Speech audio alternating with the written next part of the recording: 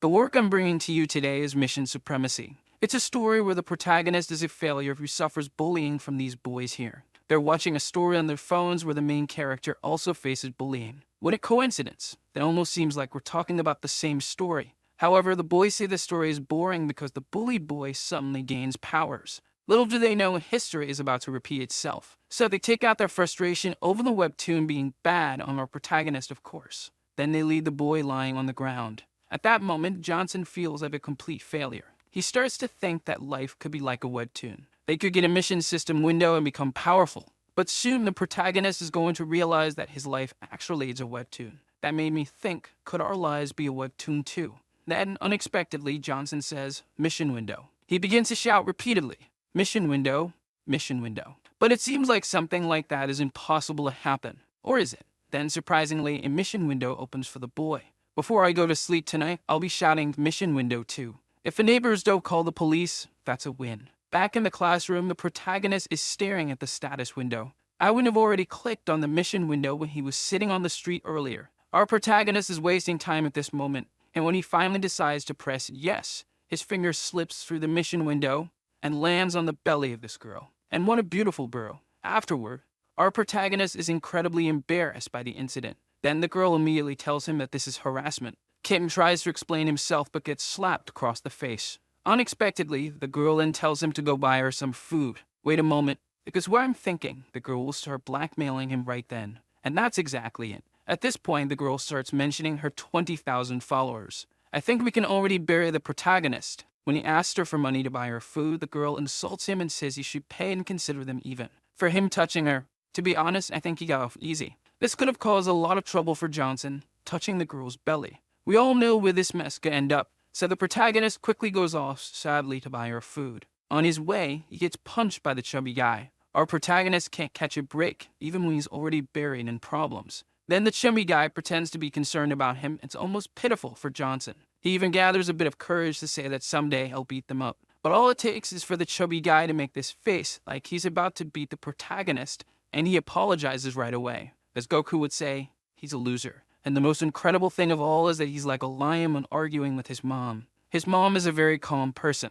The boy even says he'll drop out of school and become a YouTuber. Then even his sister starts mocking him for wanting to be a YouTuber. So Johnson gets upset and slams his bedroom door. But in a way, we can understand a bit of the boy's pain. Bullying is really complicated and shouldn't exist. While lying down, he remembers the mission window. Naturally, our protagonist accepts without a second thought. And the system says he'll receive a card if he completes the mission. A card. Where are the powers? I want power, not a card. After the system creates a tutorial mission for him, we see the current mission. Surprisingly, the first mission is for him to apologize to his mom. And once he completes it, he'll receive a gold card. Johnson quickly jumps out of bed, thinking he'll be able to sell the gold card. Apparently, the card order he can obtain is bronze, silver, and gold. So the boy will certainly get a gold one just for apologizing to his mom. Our protagonist goes to his mom and apologizes for everything he did before, including for shouting at her. But he does it while yelling. Surprised, his mom is speechless since it was very unexpected.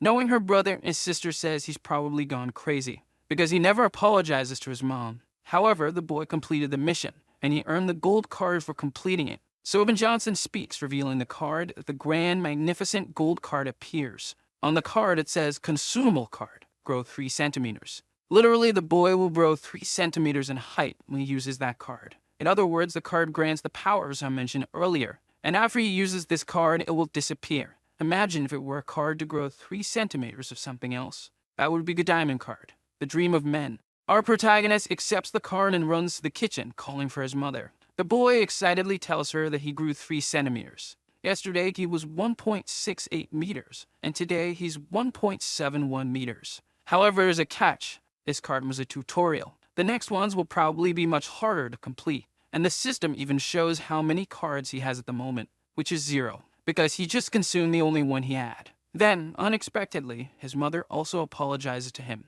and she tells him to sit down to eat. Afterward, the boy finds it strange because his relationship at home wasn't very good. Not to mention everything was upside down. At school, he would apologize, and at home, he was arrogant to mother. It seems that thanks to the system, things are going to change. The next day back at school, Johnson appears very happy. Apparently, even the girls noticed the boy grew taller. Our protagonist is brimming with joy over having grown just 3 centimeters. Imagine if something else grew. Then the system starts creating an unusual mission in front of him. He's informed that after completing it, he'll receive a gold card and a silver card. But while he's distracted reading the mission, he bumps into someone. Unexpectedly, the girl he bumps into is the same one who was extorting him earlier, Bakcharan. And guess what the mission objective is? Kiss Bakcharan. At that moment, our boy knew he was in serious trouble. Bake then blares at him and asks if he wants a beating for looking at her like that. Our protagonist is going to have a really hard time completing this mission. The girl even thinks that beating him up might make him happy. So Johnson, understanding the consequences, decides to abandon the mission.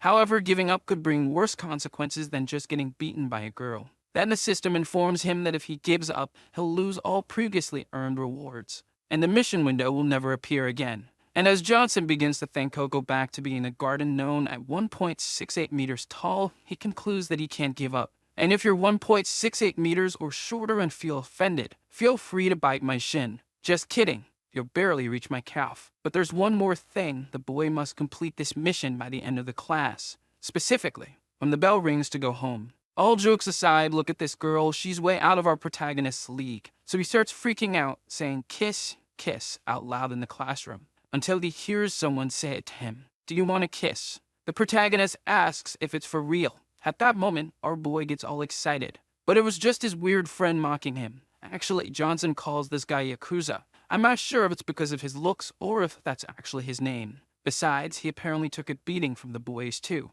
So the protagonist asks why he doesn't fight back against his bullies since he looks strong. But then the guy changes the subject, asking about the kiss again. Is Yakuza actually strong? Or is he part of the Yakuza? Very suspicious. Actually, I take that back. This guy looks like someone who'll be beaten up along with Johnson, nothing more.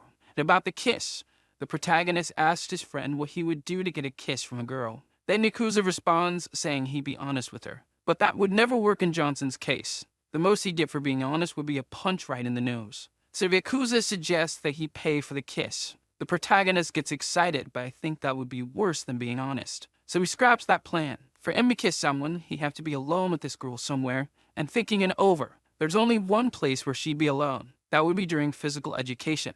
Interestingly, Bake always skips it, using the famous trick to sleep in the classroom. There were many like that where I studied. But this time, the girl wakes up and realizes Johnson is in the room. Then Bake asks if he was staring at her, and he's already starting to get nervous. But she was only teasing him. Taking advantage of the situation, she asks him to grab her a juice. To her surprise, the protagonist had already picked it up before she even asked. Our protagonist is 100% prepared to receive the famous dimensional lick. Bak thinks he's a good servant while he's considering asking her out. I've never seen a protagonist succeed in situations like these. They're always left defeated, but this could be a nice break from the usual cliche. Could this be the moment? Kim runs and grabs the juice from her hand and gives the famous dimensional slurp on the juice. The girl is extremely shocked. Our protagonist slams the juice on the table with newfound courage and asks if she has ever kissed anyone before. And he does it all with a stance like the cockroaches from the Man in Black movie. The coffee-addicted cockroaches. Straighten your spine, my man. Then the girl completely cuts his vibe, if you know what I mean, asking if he wants to end up in jail. But the real problem was the boys watching and filming. Unfortunately, I think our protagonist is in deep trouble. The poor girl is even embarrassed. Johnson starts asking the guy to delete the footage. Then he gets angry and yells. As a result, he gets punched. Next, the bully prepares to humiliate him further. As he raises his arm to hit him again, guess who grabs the bully's arm? None other than Bakcharan herself. But this doesn't mean she's going to kiss him right there.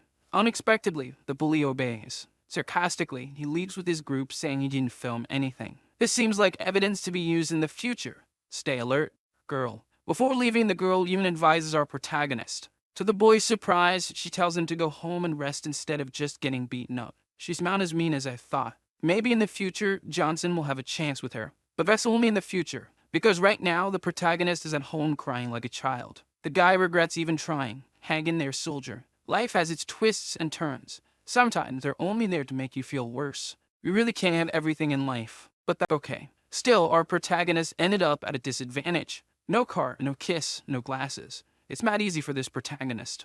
But surprisingly, he completed the mission. Those with an IQ above 200 already figured out how he completed it, even from home. It wasn't the plot that saved him. It was the juice Johnson left for her. Returning how this happened, it was the famous indirect kiss. Do you really think this counts as a kiss? I don't think so. If you consider that a kiss, I know you've kissed your friend like that. So I think you are. That's why I always wake up at 4 in the morning and climb a mountain to drink water straight from the spring. I'm cautious. But back to our protagonist. At this moment, the gold and silver cards appear. Then the boy asks to reveal the cards. Enough with the fooling around. You may be dumb, but you're no fool, I know that. Actually, I think that's just a guess, because I wouldn't bet on this protagonist. And when he looks at the gold card, he's dumbfounded by what he sees. Surprisingly, the card restores his vision to 2.0, and he doesn't even hesitate to use it. But I found it kind of average. Actually, I thought it was average until I saw how he was seeing. In reality, he couldn't see practically anything. And look how things improved after the card's miracle.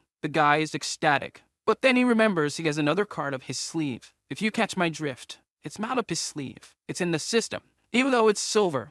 When he reveals the card, he's stunned once again. I think he'll keep doing this just to make us curious too. But he reacts like this because the card is too good to be a silver card. But what's so special about this card? We'll only find out at the end of the video. Because now Johnson is running off to tell everyone he's seen better. But his mother wasn't in the kitchen. Only his sister was there, mocking him. Saying he got punched in the face again and ended up looking like that. Unexpectedly, she also asks him not to talk to her at school. Poor protagonist. Is she ashamed of him for being a failure? Now even at school, he's being targeted a lot. Just because he grew taller and can see doesn't mean he's immune to punches in the stomach. The bully tells him he has the nerve to come back to school after all that. Then the big guy keeps hitting Johnson. I thought this only happened in hidden places. But it's happening in the classroom. And surprisingly, no one helps the boy. This is probably the school of failures. The protagonist needs to complete the mission quickly to be able to defend himself from the bully, and Johnson's friend, Yakuza, only tells him not to eat, to avoid vomiting after getting beaten, because the bully will probably be waiting for him after the cafeteria. And there they are. The bully has forced the protagonist to kneel and apologize, but the boy wasn't actually doing that. He was making up excuses. Unfortunately, the bully noticed. The bully realized that Johnson isn't apologizing sincerely this time, so he slaps the protagonist again and throws the cigarette aside, ordering Johnson to pick it up and smoke it. The bully is literally forcing the boy to smoke a cigarette. This is very wrong. Don't smoke because cigarettes cause cancer. With no way to defend himself, the protagonist was going to pick up the cigarette to use it, when his sister arrives and asks what they're doing. While the boy was defenseless on the ground, the bully immediately asks the protagonist who the girl is. Then he answers that it's his sister, and the bully makes up an excuse to avoid admitting he was beating the boy, pretending they're good friends. Suspicious, his sister asks the boy if it's really true, and the idiot says yes. Maybe this was a chance to put an end to the bullying, but the protagonist didn't have the courage to tell the truth. The bully hugs Johnson to leave, even glancing at his sister on the way out. Then we see that the bully took the protagonist to the bathroom. Unexpectedly, the bully apologizes to the boy. And of course, the bully asks Johnson to introduce him to his sister, and he says this while wiping his hands on the boy's arm. Then the bully insists that he wants to meet Johnson's sister, saying she's very hot. If there were me in this protagonist's place, I'd have already punched this creep. What a miserable bully. I don't think I need to keep repeating that bullying needs to be reported. It's not solved with more violence. Or maybe it is. Just kidding. But maybe it's true. But it's Yakuza who interrupts, having been in the next stall taking care of business. However, Yakuza immediately gets punched in the nose. The bully says he should stop scaring others with that ugly face. Yakuza is 18, but he looks like he's 40. Well, if that's actually true, the bully's right. Out of nowhere, the protagonist calls the bully a failure. The bully asks what he said, and he repeats it. Could it be today, folks? The bully goes towards Johnson to punch him, but surprisingly, the boy lands a clean punch on the bully. What happened here? Am I dreaming that this protagonist is fighting back? But it's not a dream, folks. Do you remember the silver card? Well, that card was an attack card. It's a punch that boxers use. Even though it's only level F's 0 out of 100, it's still an attack card. He used a punch. The bully is completely confused. Then the system seizes the opportunity to create another mission. Defeat Choi Chang-dar in the fight. They'll earn a gold and bronze card this time. So Johnson asks Choi if he thinks his sister is hot, and he declares that the bully will swallow those words. And based on what's been shown so far, the gold card seems to change his body directly. The silver one grants him skills. So we're left wondering about the bronze one. After taking the first punch to the nose, the bully says he finds it interesting. Did it shake his brain? I think the bully finally lost it.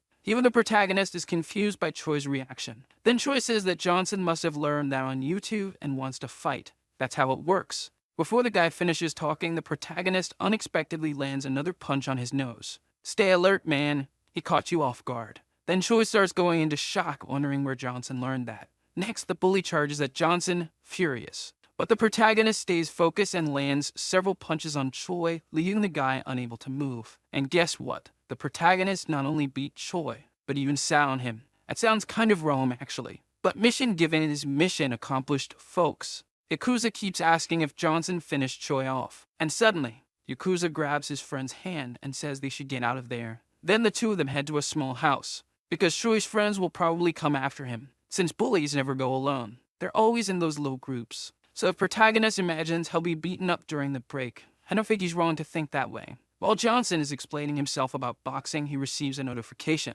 Could it be my favorite notification? The system notifies him that at that moment, his boxing skills have increased to 97 out of 100. And Yakuza asks why he's talking to himself, asking if he's gone crazy or is just feeling lonely. And when the protagonist checks, he realizes the cards are revealing themselves. So he wonders if he'll have to wait a bit. Suddenly, the girls arrive and both boys are startled. Then Beck says she was looking for him, and Johnson mentions he got into a fight unintentionally. He says this thinking she'd report him, but actually Beck wanted to ask him to leave early. Could she be starting to feel empathy for Johnson? But the two ended up getting caught on the way. Then Chua looks at Johnson, wondering if it was really him who attacked him. Then the bully's friends start mocking them, calling them losers. The cruiser tries to argue and Chua quickly punches him. And the guy holding the protagonist gets annoyed with these boys for staring at him. Could it be that these boys came thinking of helping Johnson? Could the school of losers be trying to rise from the depths? I think it's unlikely, but who knows? And the protagonist is nervous, thinking that guy could show up at any moment.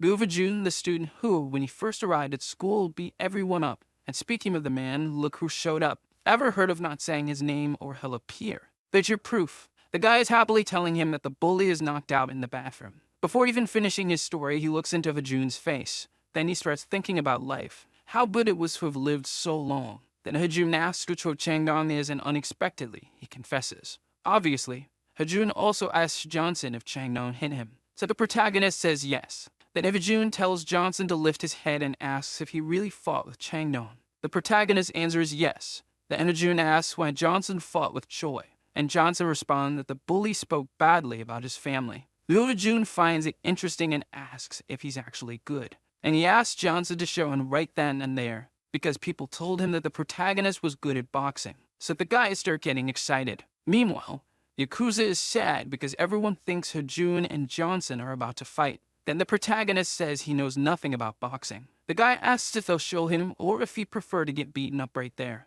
Well, folks, the protagonist has no choice. Which option would you pick in his place? Would you fight back or would you take the beating without fighting? I don't know. And at that moment, the protagonist looks at his cards and realizes he might be able to use them. But Johnson is under a lot of pressure while Hajun stares him down. But this time, the protagonist has his cards up his sleeve, if you know what I mean. The card on the left will restore all his fatigue and can only be used once per day.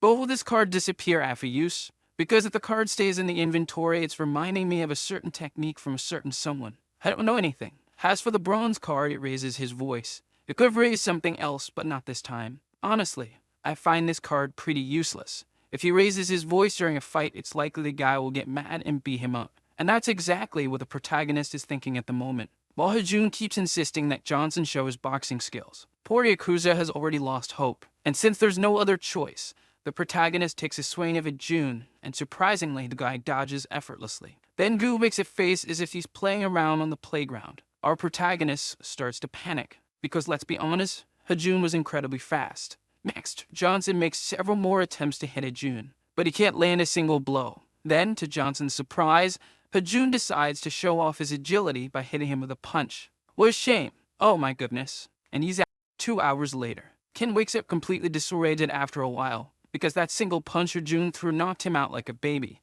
And when Johnson looks ahead, Guha is there staring at him. The protagonist immediately gets ready for a beating, mixed with the shades feint. However, unexpectedly, Hajun tells Johnson to follow him because they're going for a smoke. Kim is surprised and doesn't understand anything. Our protagonist was sleeping on the ground, so it's really hard to grasp what's going on. Now outside, Johnson is in the middle of the delinquents. Then the guy points his cigarette at him and tells him to smoke it. Funny enough, no one here asks. They just command. Then the protagonist ends up saying he doesn't smoke. But inside his mind, he's going through a conspiracy theory. thinking that they only took him to that place because they couldn't beat him up inside. Then Jun just asks his name, which is Johnson, obviously, and apologizes for earlier, saying he retaliated and hit him instinctively because the protagonist seems to have talent. Everything Guha says leaves Johnson impressed. Back at Johnson's place, he comments that the missions so far have just been tutorials, and of giving him gold, silver, and bronze cards. So Johnson wonders, are there stronger missions and stronger cards too?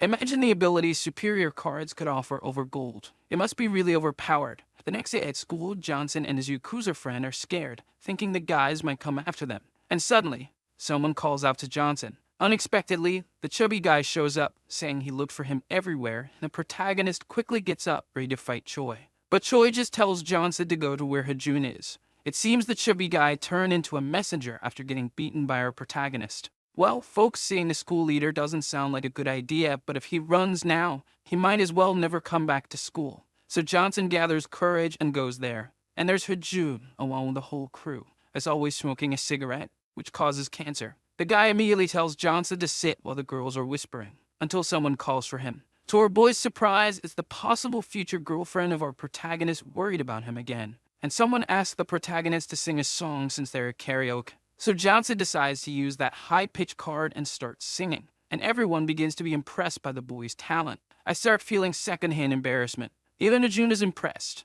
The girls start praising Johnson, and the guys also start asking if he's friends with Hajun. And Hajun himself responds affirmatively, saying his name for everyone to hear. Johnson then feels happy, believing he won't get beaten that day, looks at Guha, and thinks he's not as bad as they say. And for the first time the next day, the protagonist actually wants to go to school. Johnson's life started to change, all thanks to the missions. But why am I feeling that many problems are about to come up soon? Am I the only one feeling this way? And speaking of problems, Hajun suddenly appears, asking if he's heading to school. Then the protagonist is all happy because the guy invited him to go together. And that was the moment when the main mission began. Yes, the tutorial missions are over. Now it's serious, folks. And upon completing this mission given to him now, he'll be rewarded with a platinum card. And it was when Hajun called him to leave that the mission appeared. The mission to fight against Gu Jun himself and win. The guy is the leader of the Gankuk Seo Prep School. And the protagonist has only 3 days to complete it. Well, folks, it's going to get harder now.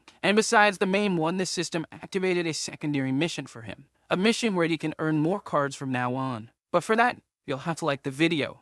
Otherwise, the system won't give cards to anyone here. As for Johnson hitting Hajun, he could ask to train with him and then go for a sneaky knockout. Although with Hajun's reflexes, I think that's practically impossible. So the protagonist starts freaking out, not knowing what to do. Meanwhile, the guy notices and asks if Johnson wants to tell him something. The result is the protagonist in shock, not knowing whether to eat or ponder life. Although he could easily do both at the same time. Even his friend seems a bit worn out. Obviously, it's because Hajun is also at the table. So Yakuza asks Johnson why that guy was there, and it's obvious it's because the protagonist is his friend. And the worst part is that Hajun is being really polite, saying he'll leave first. You never guess he'll probably want to beat up Johnson later. Then out of nowhere, the protagonist says it's easy. Yakuza asks if he's easy, or what the protagonist wants to do with him. Johnson tells him to shut up. What the protagonist was thinking is that he could simply quit the mission and stay close friends with Hajun, being protected forever. And as he's about to greet Guha, he sees the guy smashing the bully on the ground.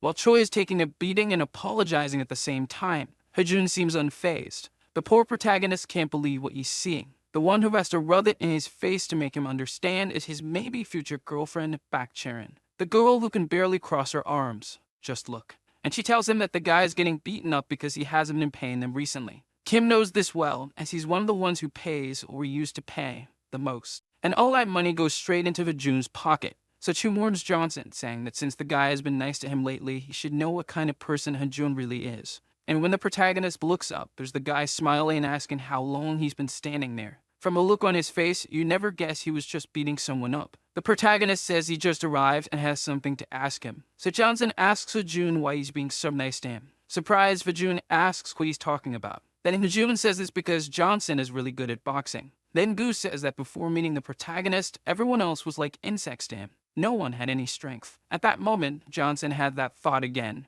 If he just quits the mission and goes back to being his old self, Hajun won't want to hang out with him anymore. And he'll want to beat him up just like the others do. Then Kuo wants to know why he's so curious, shaking him like a wacky waving inflatable arm man. Sagan can tell him what's going on. Of course he can, believe it. Go on and tell him you want to knock him out so we can see what happens. But then again, he might like it. If he tells him he wants to fight him, the guy might actually enjoy that. And since the protagonist has no other choice, all he can do is train to try to overcome Hajun. But obviously, that won't be easy. The guy is practically the Mike Tyson of real life. So all the protagonist can do is use his cards and hope the guy trips and breaks his neck on his own. Because fighting him hand to hand is going to be very tough. And otherwise, everything's good. Then, while Johnson is resting, some people come up asking him for money to pay for the fare. And when the protagonist says he doesn't even have money to buy a better tank top, the guys ask if he still doesn't understand the situation, saying they'll tear him apart. So the protagonist repeats that he has no money, and the guy insists that he's going to beat him up. So there he is. Mess around, get smacked, my friend. Quickly, the guy touches his nose and says, "Oh, so you're the type that hits first." Obviously, they arrive threatening him. They should get punched in the nose for that. And with that one punch the protagonist threw, he managed to level up his jab mastery, which was still lacking. Now that he's reached the skill limit and has gone up to rank E, and the protagonist immediately feels it, and he's very happy. Then the guy tries to catch him off guard and gets another punch in the nose to keep him alert. Apparently, Johnson is faster and stronger now. And even with the guy semi-knocked out, he punches him again to make sure his nose will stay good and swollen afterward. Furious, the guy orders his henchmen to finish him off. Obeying their leader's orders, the guys approach Johnson. And it's at that moment the system creates a secondary mission, a mission to fight 5 people at once and win. These missions are getting easier, aren't they? There's even a secret requirement we don't know about, because it's a secret, right? Then the system even lets him give up on the secondary missions. So when he thinks about quitting, the guys are already coming toward him to beat him up. Then out of nowhere, he does something here that I didn't quite understand, and calls everyone to fight. Why did he do that to his tank top? I'm feeling secondhand embarrassment for this protagonist. Is it just me? The protagonist is such a fool. But at least he's getting stronger, which is what matters. And as we can tell, he only earns points for this card by beating up guys, not training alone. Kim even used the high-pitched card to say he wasn't afraid of them. You're all crying. Now that's courage. The guys watch him with psychopathic expressions, asking if he trains boxing, and suddenly they charge at him. They seem a bit disturbed too. The protagonist, wearing his feminine-style X-shaped tank top, punches one of the guys without hesitation. The man falls to the ground, eyes wide open. I don't even know where I am right now. The protagonist even wonders if he finished the guy off, but it seems he just knocked him out. Well, at least now there are only 4 left. After several attempts by the others to revive the guy, and the protagonist finally understands that a punch to the chin leads to a knockout. Now he's learned. One of them yells to capture the protagonist, while the others start getting ready. And here they come. Then the protagonist also charges 4, of course. Obviously, he wouldn't just stand still. If they surround him, it's almost certain to be his end. But it seems they finally reach Johnson. However, our protagonist seems out of energy. They're the ones who smoke, but he's the one out of breath. They keep saying he's tired and he doesn't stand a chance. But the protagonist suddenly pulls out the famous Dragon Ball bean.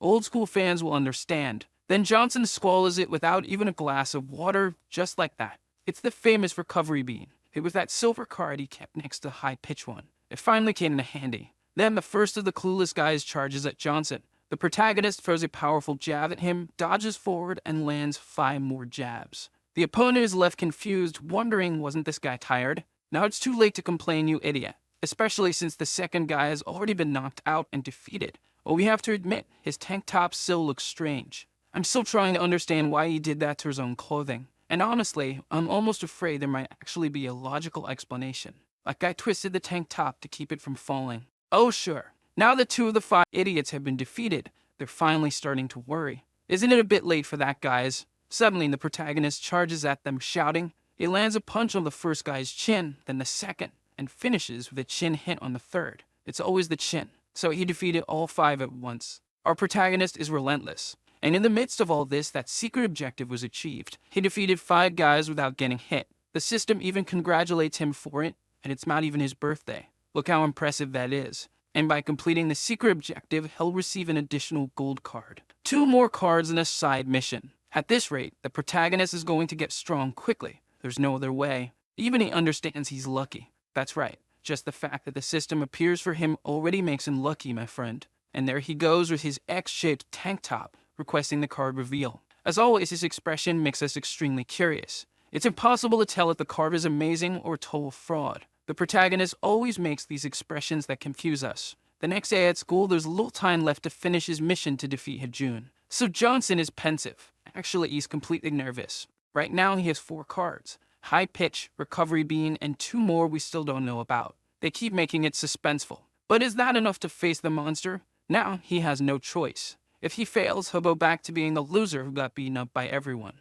Suddenly, Yakuza asks if he wants to kiss him. This Yakuza is crazy. He said that because the protagonist was staring at him. Kim even laughs at this moment, because Yakuza is his true friend, the one who's been by his side all this time. So Johnson thanks Yakuza for helping him up to this point, and Yakuza is left completely confused, not understanding a thing. This gives me the impression that Yakuza is hiding something and is actually the true leader of the school. But then the school boss arrives. Hajun shows up inviting the protagonist to go to the cafeteria with that expression on his face. Is it an invitation or a threat? The protagonist immediately stands up because he's no fool. Suddenly, 2 students show up, and one of them is holding an ice cream. Look at that. Imagine the scene. The guy throws the ice cream at Hajun. He starts apologizing immediately, but it seems it's already too late. The protagonist and Bakcharan realize the situation is about to get complicated, and Yakuza is ready to seal a deal. This will be the most expensive ice cream the guy's ever paid for in his life. While Hajun holds the guy to hit him, he invites the protagonist to go to the cafeteria again.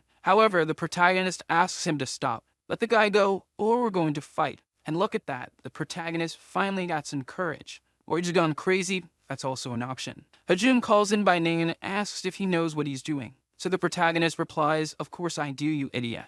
Enough talking. Let's settle this with a fight, man. Now I see who Yakuza is getting ready to bury." Just kidding, folks. Maybe with that gold card, the protagonist can headbutt Hajun's hand. He could have just invited him for a friendly spar, sure, but since he's decided to do this, let's see how it goes. Looking on the bright side, at least the protagonist isn't wearing that crisscross tank top right now. That's true. Can challenge the school's top guy out of nowhere. When he realizes it, Hajun's hand's already coming his way. I thought he was done for. But it was just to say he's a loyal guy, asking if Johnson is mad because he's messing with his friends. The protagonist starts getting confused while Hajun asks him to stop being angry. And he says friends shouldn't fight each other. And man, look at the size of Hajun's hand. It covers Johnson's whole head. And out of nowhere, the guy grabs the protagonist and takes him to get something to eat. During break time, the famous whispers start going around those classic gossip sessions. One of the girls comments to another that a weird kid picked a fight with Hajun, but too bad if he didn't succeed.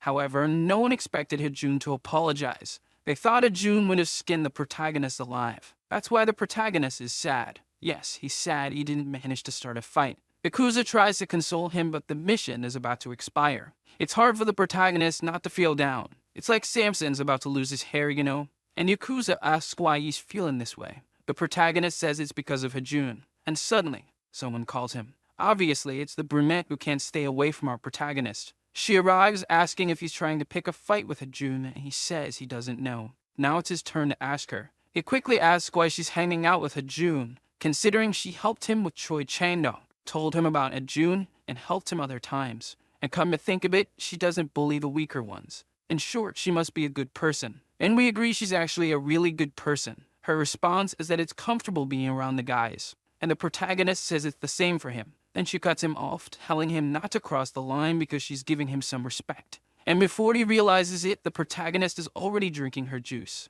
And suddenly, someone calls the protagonist, all panicked. Something big is happening. This big thing is one of Hajun's gang members asking why Yakuza wants to talk to Hajun. They claim Hajun wouldn't want to talk to someone like him. The guy was already about to go after Yakuza when Hajun shows up and tells everyone to get out of the way. He asks why Yakuza called him. And very annoyed, he says Johnson shouldn't be bothered because he's acting strange today because of him. Yakuza emphasizes to Hajun that what he's doing is bullying. Then Hajun punches Yakuza in the face so hard even his henchmen are scared of him. Then Hajun says that he and Johnson are friends and that he also hates people like Yakuza, saying he doesn't even seem like a real person. Wow, that was harsh. He says there are ranks in this world and Yakuza is holding Johnson back from climbing those ranks. He's dragging Johnson's rank down. But Yakuza says that if that's what he thinks about Johnson, then Johnson doesn't consider him a friend. Out of nowhere, Johnson shows up and lands a punch on Hajun's chin, leaving even the henchman in shock. Not even Hajun understood what just happened. The protagonist immediately asks Yakuza if he knows that, if it weren't for him,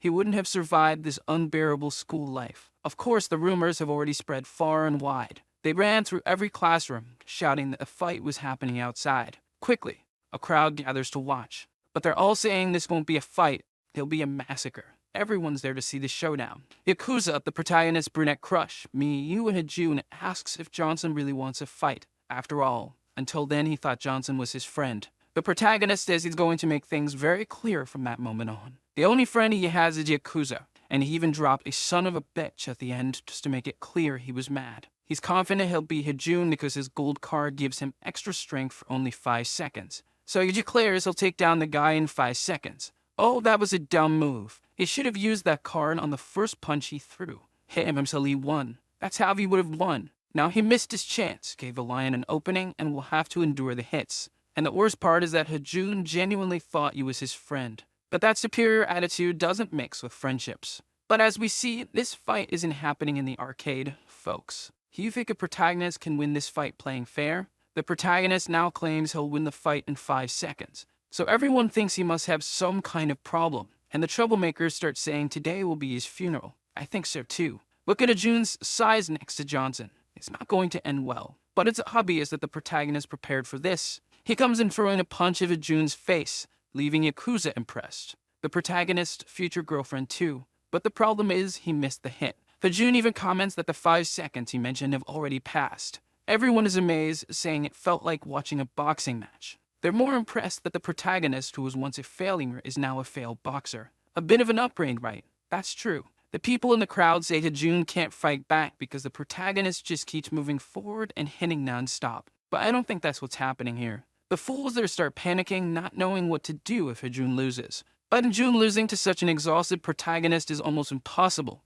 It's easier for me to win the lottery without ever playing than for that to happen. Well, maybe not that unlikely. But if Hajun advances and punches the protagonist in the ribs, and my friend, that rib punch could straighten out your nose. And the protagonist quickly falls to the ground because after a well-placed punch like that, there's no way not to fall. And if Hajun is already feeling cocky, asking if that's all the protagonist can do. What surprises the crowd is that, once again, the protagonist starts talking about the 5 seconds. So if Hajun gets furious and comes in with his punch again. Then Hajun asks if he intends to win the fight only by using jabs. But that's not all the protagonists prepare for the fight. He has that famous 5-second card. That's why he keeps insisting on it, claiming it will give him extra strength. Now we need to find out what this card actually is. Then the protagonist acts impulsively, advancing towards Hajun in a very reckless way. But of course, Hajun lands another punch on Johnson's mouth. The others start laughing because he's trying to take down Hajun despite the weight difference. And again, Johnson keeps talking about the 5 seconds,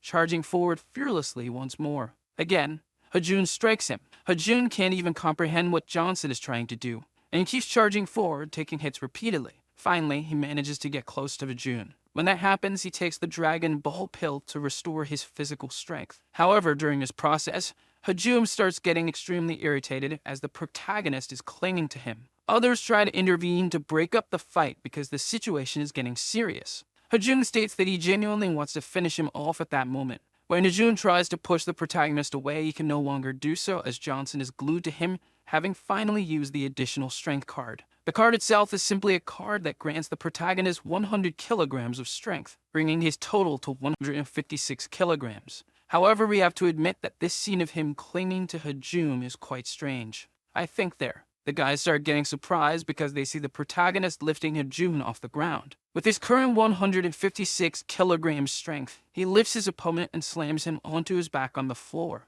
Hajun immediately feels the impact. Next week, he'll probably have to go to school in a wheelchair, at the very least. And it doesn't stop there. The protagonist takes off his hoodie and ridiculously makes the X symbol with his tank top, which I still don't understand why he keeps doing to this day. Then he starts throwing punches at Hajun's face while he's on the ground. It's a 156 kilograms punch. No one can withstand that.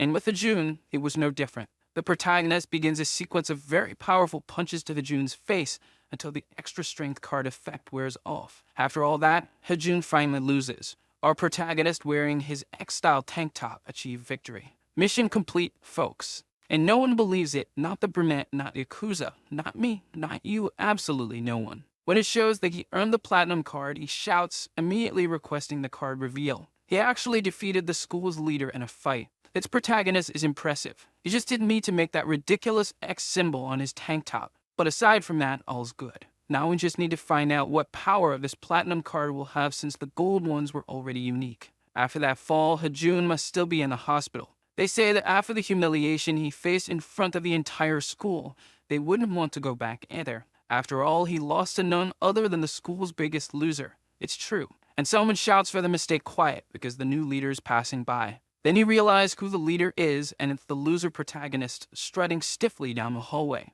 So everyone seems to be scared of him. Kim walks straight to the bathroom to examine the platinum card he earned with much effort by defeating Jun. He immediately asks to reveal the card because there's no styling here. Just kidding. And even the atmosphere starts to change. The card he got is a spying card. He can literally spy on someone. Are you thinking what I'm thinking, folks? So the protagonist wonders what this is. He feels a bit disappointed that it's not an attack card. But what exactly is spying? Suddenly, someone asks what he's mumbling about in the bathroom. And it's none other than Yakuza asking if he's ready. Ready for everyone to be talking and whispering about him at school. The protagonist is in shock with everything happening at that moment. Even some girls are commenting that he's kind of cute. But one of them quickly interrupts, saying it's just a trick. In the end, he's worthless. However, somehow, everyone is talking about him. It's funny because when he was a loser riding a beat-up car, no one noticed him. Now everyone talks about him very well. And people are talking so much that they started saying that Johnson here beat up Hajun's father.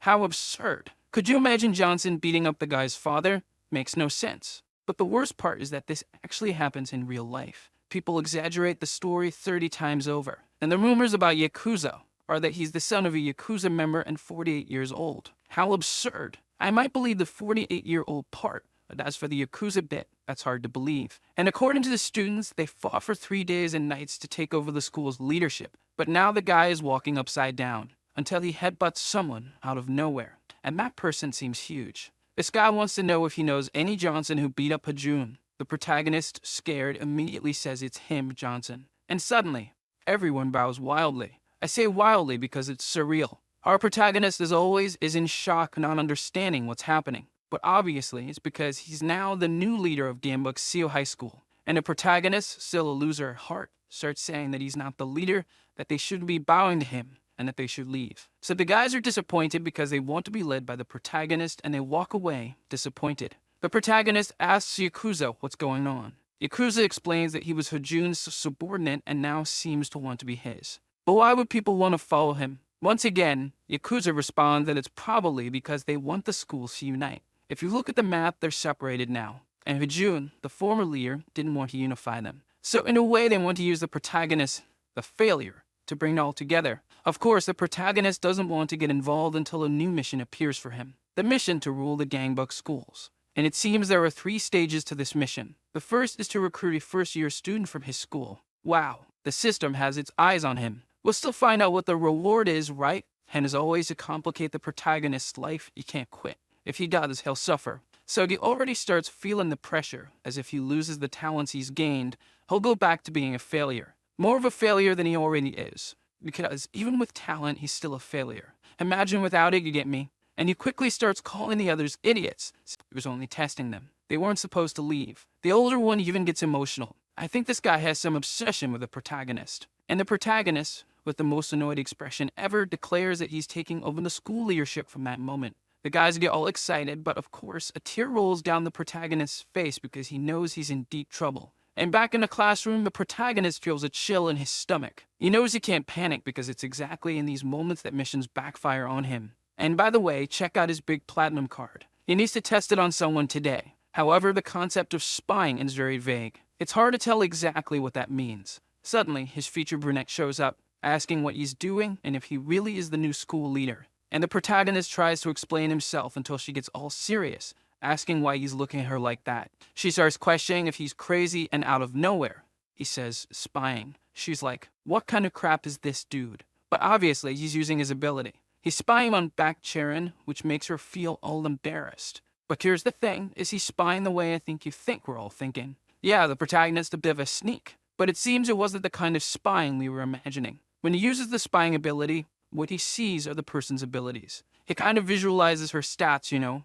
And the girl is standing there saying she feels unwell, asking what you did. Poor thing. I say poor thing because she's got an E in strength, a D in speed, but she does have some intelligence. As the saying goes, it's not all roses. It's true. Then the protagonist stops to think and realizes he should use this ability on himself too. And he notices his own strength is trash. His speed is even worse. He's got a bit of endurance, but he's smart and has a lot of potential. And that's what matters. The rest we get with cards, and out of nowhere, the girl stands up and slaps Johnson, walking off, telling him to go, well, you know where. But in the end, he realizes that this new power of his is impressive. Imagine being able to check people's stats before getting into a fight. If he sees the guy is strong, he just runs off. But the problem isn't him, it's the stupid bullies they're dealing with. Because these guys keep picking fights with everyone, bossing people around. People are now afraid to go meet the protagonist, fearing that they'd hit. And in the bullies' minds, everything is wonderful. They're saying they're happy with the new leader. Sure they are. And the protagonist starts whispering for them to say what they need to say and get out of there. Then the guy remembers he has to hand over the monthly payment.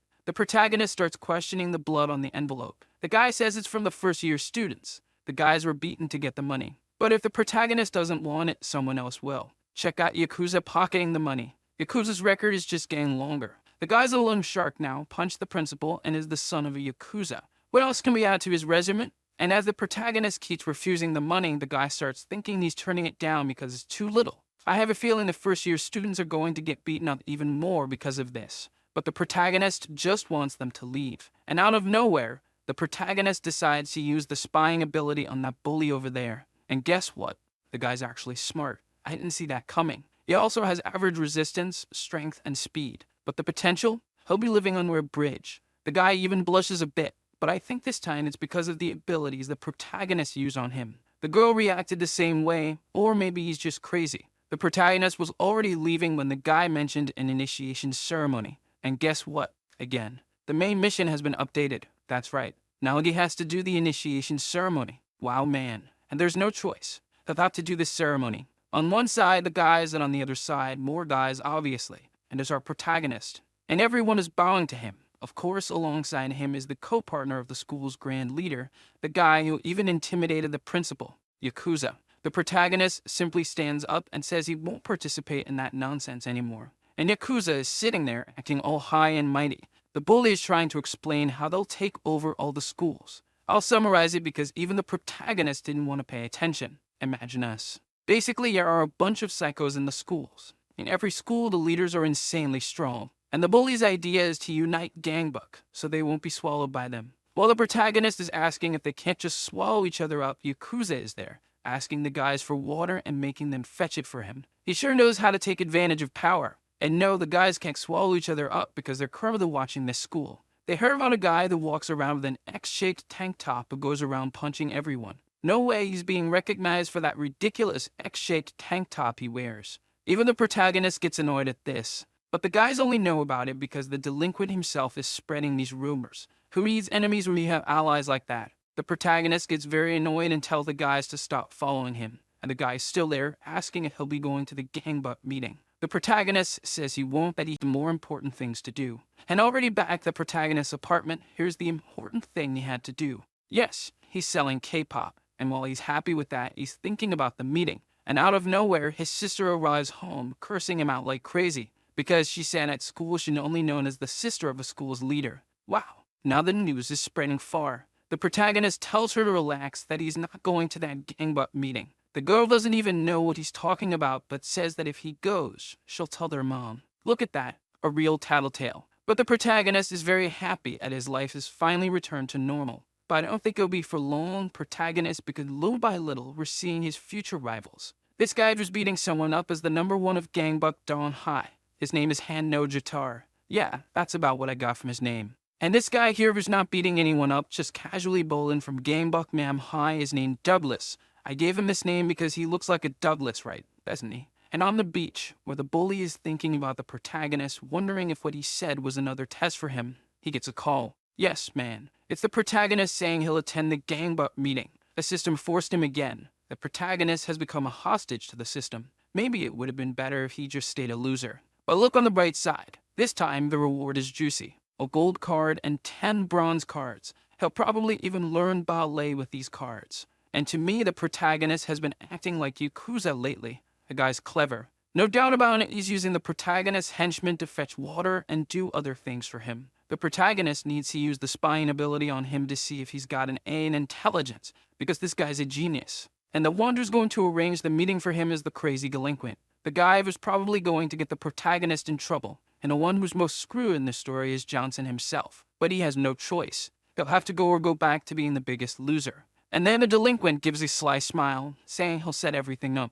The protagonist immediately realizes he's going to do something reckless. There's no denying it, but it's not like he has any other choice. And now in the classroom, the protagonist is there spying on the others. Yes, that's right, he's spying on everyone in his class. And according to him, it's fun to spy on people. But it's not fun for those being spied on. They feel embarrassed, like they're really being watched. And only now does the protagonist, the failure, realize this. However, he also discovers he can improve this spy card. It'll take a long time to level it up, but eventually, he'll get there. We just need to figure out what changes when this card is upgraded. Out of nowhere, the protagonist glances at the brunette and uses the spy card again. But this time, he aimed for beauty and hit Yakuza. The protagonist just wanted to understand why he reacts that way and also wants to know why our friend Yakuza has an S-rank potential. His other stats are quite low, but that just leaves us wondering who is Yakuza. I don't know. Then we find out his real name is Yang Gucha. So we'll need to stay alert because we might get some clues from his name. And today is the big day of the meeting, folks. The protagonist only needs to attend, grab the cards, and leave quickly. Well, at least that's the initial plan. So Yakuza goes with him, and the protagonist only hopes to make it back in one piece, because the guys must be strong and he wants everything to go well. Then Yakuza says things going well will be difficult, because the protagonist looks ahead, all his henchmen are there. If he takes all these guys, there will surely be serious problems. The delinquent says he's prepared the guys in case anything unexpected happens there. They even brought someone whose grandfather is in the hospital about to kick the bucket. It's looking like they're heading to war. Yakuza has already warned the protagonist to brace himself because tonight's dinner will be in hell. Oh my god, Yakuza is really the best character in the series. The protagonist tries to convince the others to stop the chaos while the other students just watch. At that moment, the protagonist told everyone to go home, taking only 3 with him. The delinquent saw this differently, thinking the protagonist doesn't need more than 3 people to take on everyone. So everyone is sent home, including the guy with the grandfather. The team this time will be Yakuza, the tough guy, Johnson, the scaredy cat, and this nutcase. I have a slight problem. There's no way this will work. No chance. And as always at another school, a guy is getting beaten up by rank 1 from there, apparently for no reason. This guy will be a problem for our Shinobi Alliance. We'll have to seal him like Madara. Luckily, this old guy here restrained the guy by grabbing his arm, although the old man also took a beating. And that's when another one of his henchmen arrives, saying the meeting would start soon. Yep, folks, this crazy guy is going to the meeting. And here's the location, an abandoned building where the Gamebook School's meeting will take place. The protagonist mentions that even if a meeting happens there, no one will know because the place is so isolated. The delinquent asks if the protagonist plans to finish everyone off that day since he's talking like that. This guy already got it all wrong. There's no way to tell if he's just playing dumb. And the protagonist enters the place nervously, afraid of getting hit as soon as he walks in, but the guys welcome him warmly. When a guy introduces himself as Kang Seok, the protagonist makes a joke, saying his name has only 1 syllable. Seok, Kang Seok. After that, the protagonist sits down for the meeting. But why are you talking about this joke? Because the guys thought the protagonist said, such Kang Seok, which translated would mean something rude like suck, Kang Seok. I think the guy's going to get pretty mad at the protagonist now. I'm going to finish you, man. But the protagonist just wants to complete the mission and leave, but it's not done yet. The reason it's not complete is that not everyone has arrived. And speaking of which, look who just showed up. Now things are getting interesting. The guy already comes in talking nonsense. Douglas greets him calmly, and the others just lower their heads to avoid being noticed. When the protagonist realizes he's completed the mission and gained all the cards, he gets up to leave. But halfway through, the guy grabs him by the neck, asking where he thinks he's going since he only came there because of Johnson. Now things just got worse. He says that since the protagonist defeated Hajun, he now has to fight him too. But I'll tell you, without opening the new cards he earned, he doesn't stand a chance of winning against this guy. And besides, the cards he earned are also bronze. I don't think even the cards will help. I take back what I said. The Fujoshis watching this scene right now must be like, is this the part you wanted? Yes, that part exactly. I have to admit, this show is trash. But now I want to see the protagonist use that spying ability on this guy just to see if he's really that strong. However, if he uses it now, he'll have to run for at least 3 days and nights. So I don't think that'll work. Let's save it for next time. But out of nowhere, the guy gets impressed with the protagonist because he's laughing in the face of danger. But he hasn't gone completely crazy like the Joker to be laughing like that. It's just that if he acts any differently, the system will probably complicate his life again. forcing him to fight this guy, just like it did with Hajun that time. And the K-pop band member is looking at him, so the protagonist stands frozen and still to avoid being bothered by the system again. But the guys see it totally differently.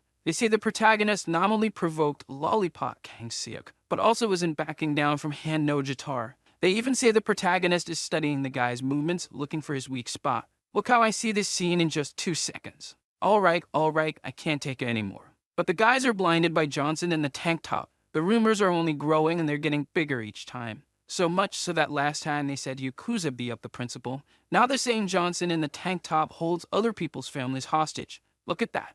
The stuff people come up with. But the one who's going to take advantage of this situation is Douglas himself, who'll attack them while they're tired. And just look at the protagonist's face, like he's the one who's going to get tired in this fight. Are you kidding me? Then Han No Jatar himself starts laughing because no one's ever provoked him like that before. And suddenly, another guy shows up saying they can't fight. Han No Jatar immediately grabs the guy's head, asking if he's lost his mind. And let me tell you, he didn't even take his hand out of his pocket. This guy's tough too. Han No Jatar was about to take him down, but then the guy says they should be cautious about Douglas because if the two of them fight, Douglas will surely interfere at the worst possible moment. Then he asks Han No Jatar to calm down, saying this won't be the last time he'll see Johnson in the tank top. There will be other opportunities. The guy's sensible. You can't deny that. He'd lay all his cards on the table, literally. His intelligence must be at least in S rank. And when Han No Jatar looks over at Douglas, he's there waving shamelessly. Then he looks at our brave protagonist and says he's not interested anymore. You're lucky you chickened out. Otherwise, we'd be having pho for dinner tonight. And that's it for the meeting today. Then Douglas says that if they see each other again, they should greet each other since they know each other now. But why do I feel like they'll greet each other with a flying kick? I don't know. And there's also the fact that one of the schools didn't even show up. But the protagonist is very happy because he managed to leave the meeting without any broken ribs. That's progress. But he doesn't want to leave the meeting empty-handed either. So he decides to use the spying ability on the guys. But what he sees is absolutely nothing. Because his spying rank is still too low, so the guys must be very strong but he can't see anything. So the next day, the protagonist is looking like a zombie. And when he looks forward, he sees all the bullies crying, saying they know everything. The protagonist is very humble. Then Johnson seems very confused by all of this. And you might already guess what happened here for them to be saying this. What they know about the protagonist is that he used the Tiger Dragon Fist to knock out Han No Jatar. In fact, the whole school had already heard that news. Let me ask you, who could spread this nonsensical information? Who could it be? That crazy bully spreading it all. That's right, Johnson, your little nightmare is just beginning. And the rumors just keep growing. This time, they said the protagonist defeated his own master and stole his move. For me, the best rumor still has to be at Yakuza is a Principal Beer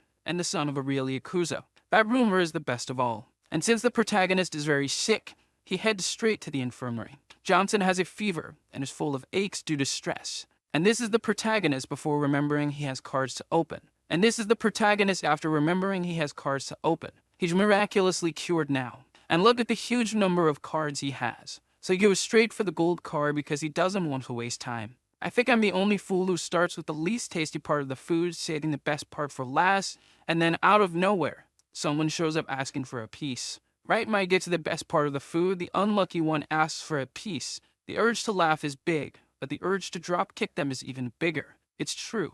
And the protagonist is impressed because the card he pulls out is called the Master of Cards. He can now combine and separate cards using it. The protagonist is confused at first but quickly understands what it's about. Then he reveals all the bronze cards. And here they are, but unfortunately, none of them are particularly useful. So Johnson uses the combine ability on 2 of them. Successfully, he combines a silver card. Amazingly, he gets lucky right off the bat, obtaining a boxing cross punch. Now his arsenal of punches is getting interesting. Another skill for the protagonist. Johnson blushes a bit, realizing he has the biggest treasure in his hands now. All he needs is the luck to open it without finding anything rusty. And with the remaining cards, he decides to combine 4 more. And once again, he's lucky, pulling 2 silver cards from the 4 bronze ones he combined. The 2 cards are about sports, making 3-point shots and taking penalty kicks. They wouldn't be bad in other circumstances, but they don't help the protagonist at all at the moment. So with the silver cards in hand, he briefly considers combining them, glances at the gold card,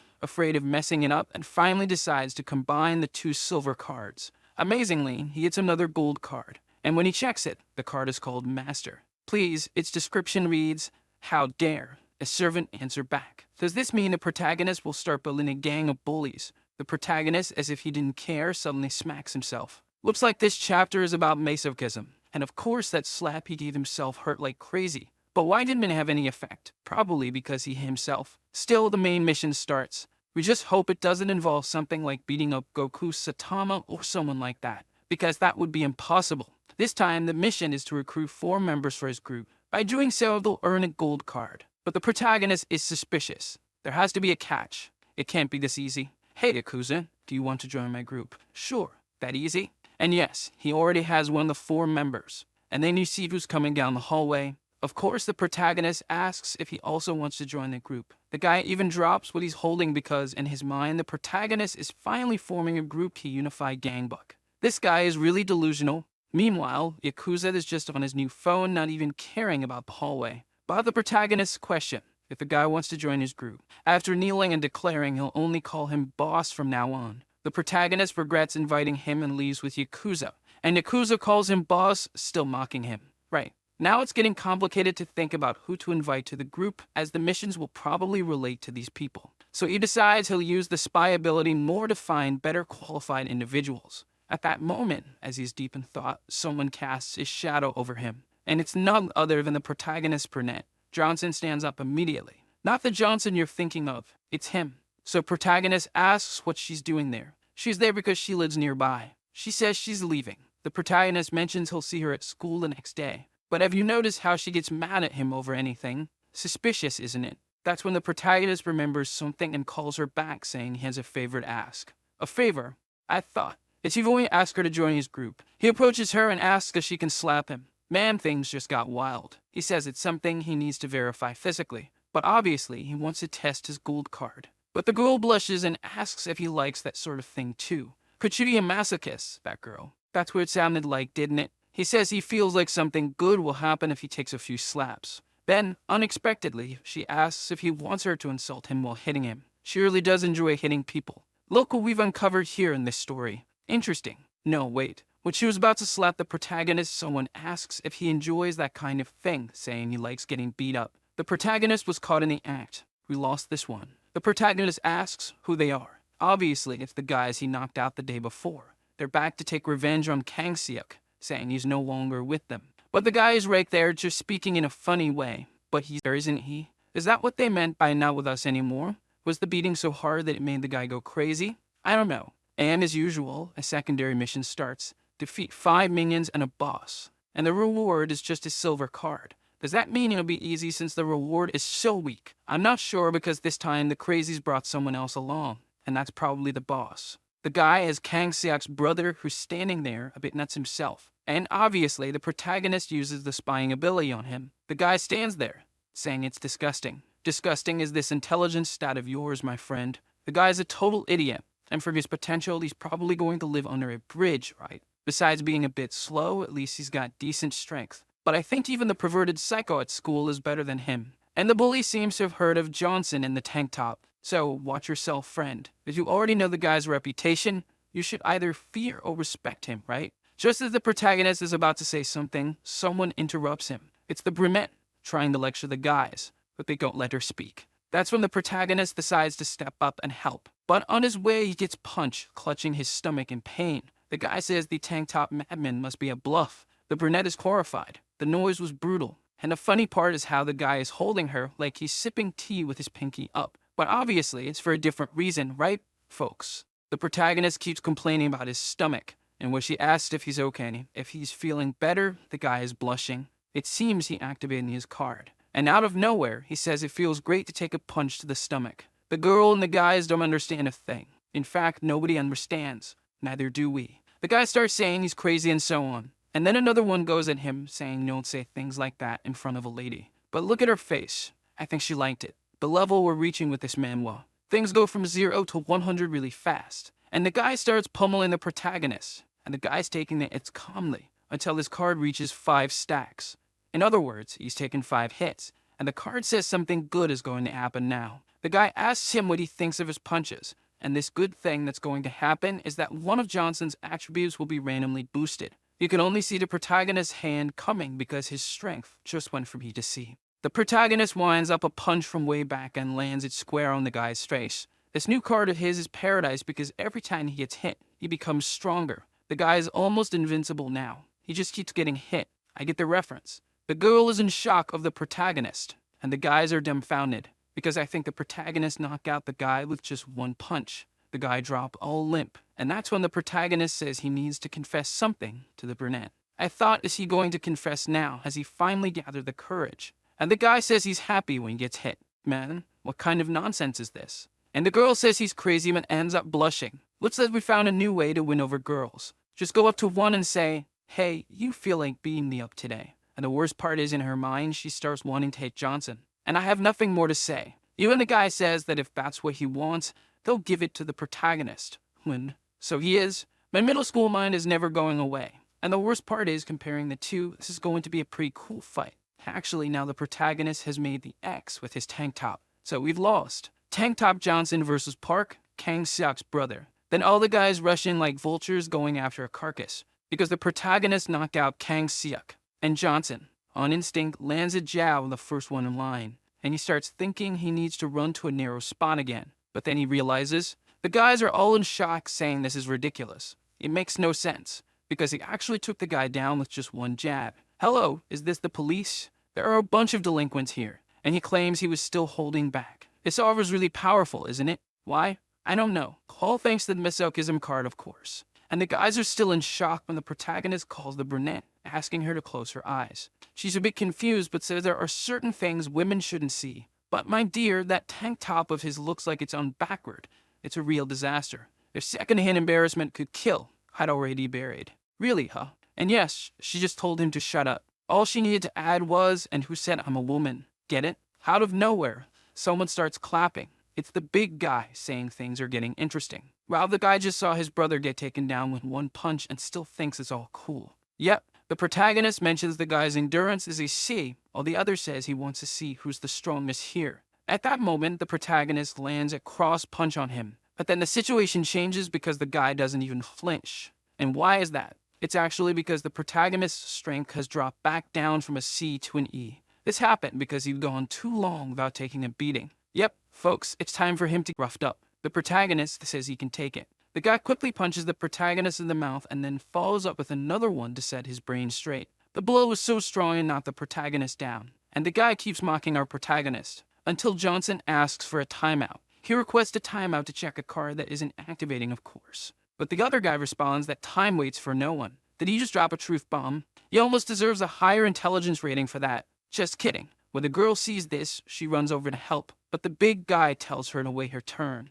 End of the line, all right. Then he delivers another punch to the protagonist, even with him asking for a break. That's a little bully. The guy even used the timeout sign. Doesn't he know how to respect the rules? No, the brunette is in despair as always. Then the guy gets scared. Because look at the protagonist's little hand coming up. Johnson starts landing solid punches on the guy's face and thanks the brunette. Because he's only able to rack up the 5 stacks when trying to defend the girl. Meanwhile, he's consuming the Dragon Ball beans. Out of nowhere, he backtracks, saying he was kidding about protecting her. He was just embarrassed to get beaten up in front of her. And this relates to the card. He needs to get hit and be humiliated. That's why the card has such a weird name. It's truly a masochism card. And out of nowhere, the guy grabs him by the leg, saying he's known for being good at wrestling. For those who don't know, it's a fight involving throws where you grab here and throw there. And when he tries to lift the protagonist, the guy doesn't budge. Of course, Johnson is using overload. And he lands a strike on the guy's back to adjust his posture. Speaking of which, straighten up, folks.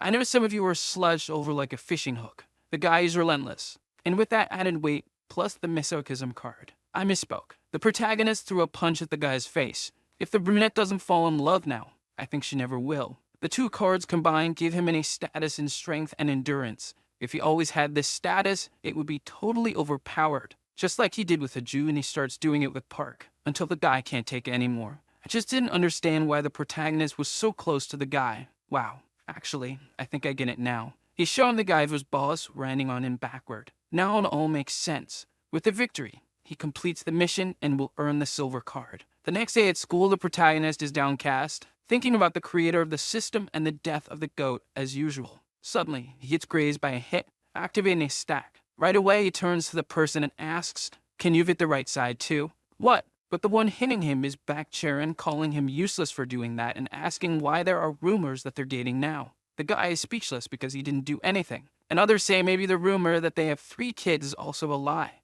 I admit that rumor was funny too, but I still prefer the idea of the Yakuza beating up the principal. But think with me, who could be spreading these rumors? Who could it be? I won't say more than that. It has to be the bully again. The guy again making up a bunch of nonsense. And that makes the girl mad. More blushing.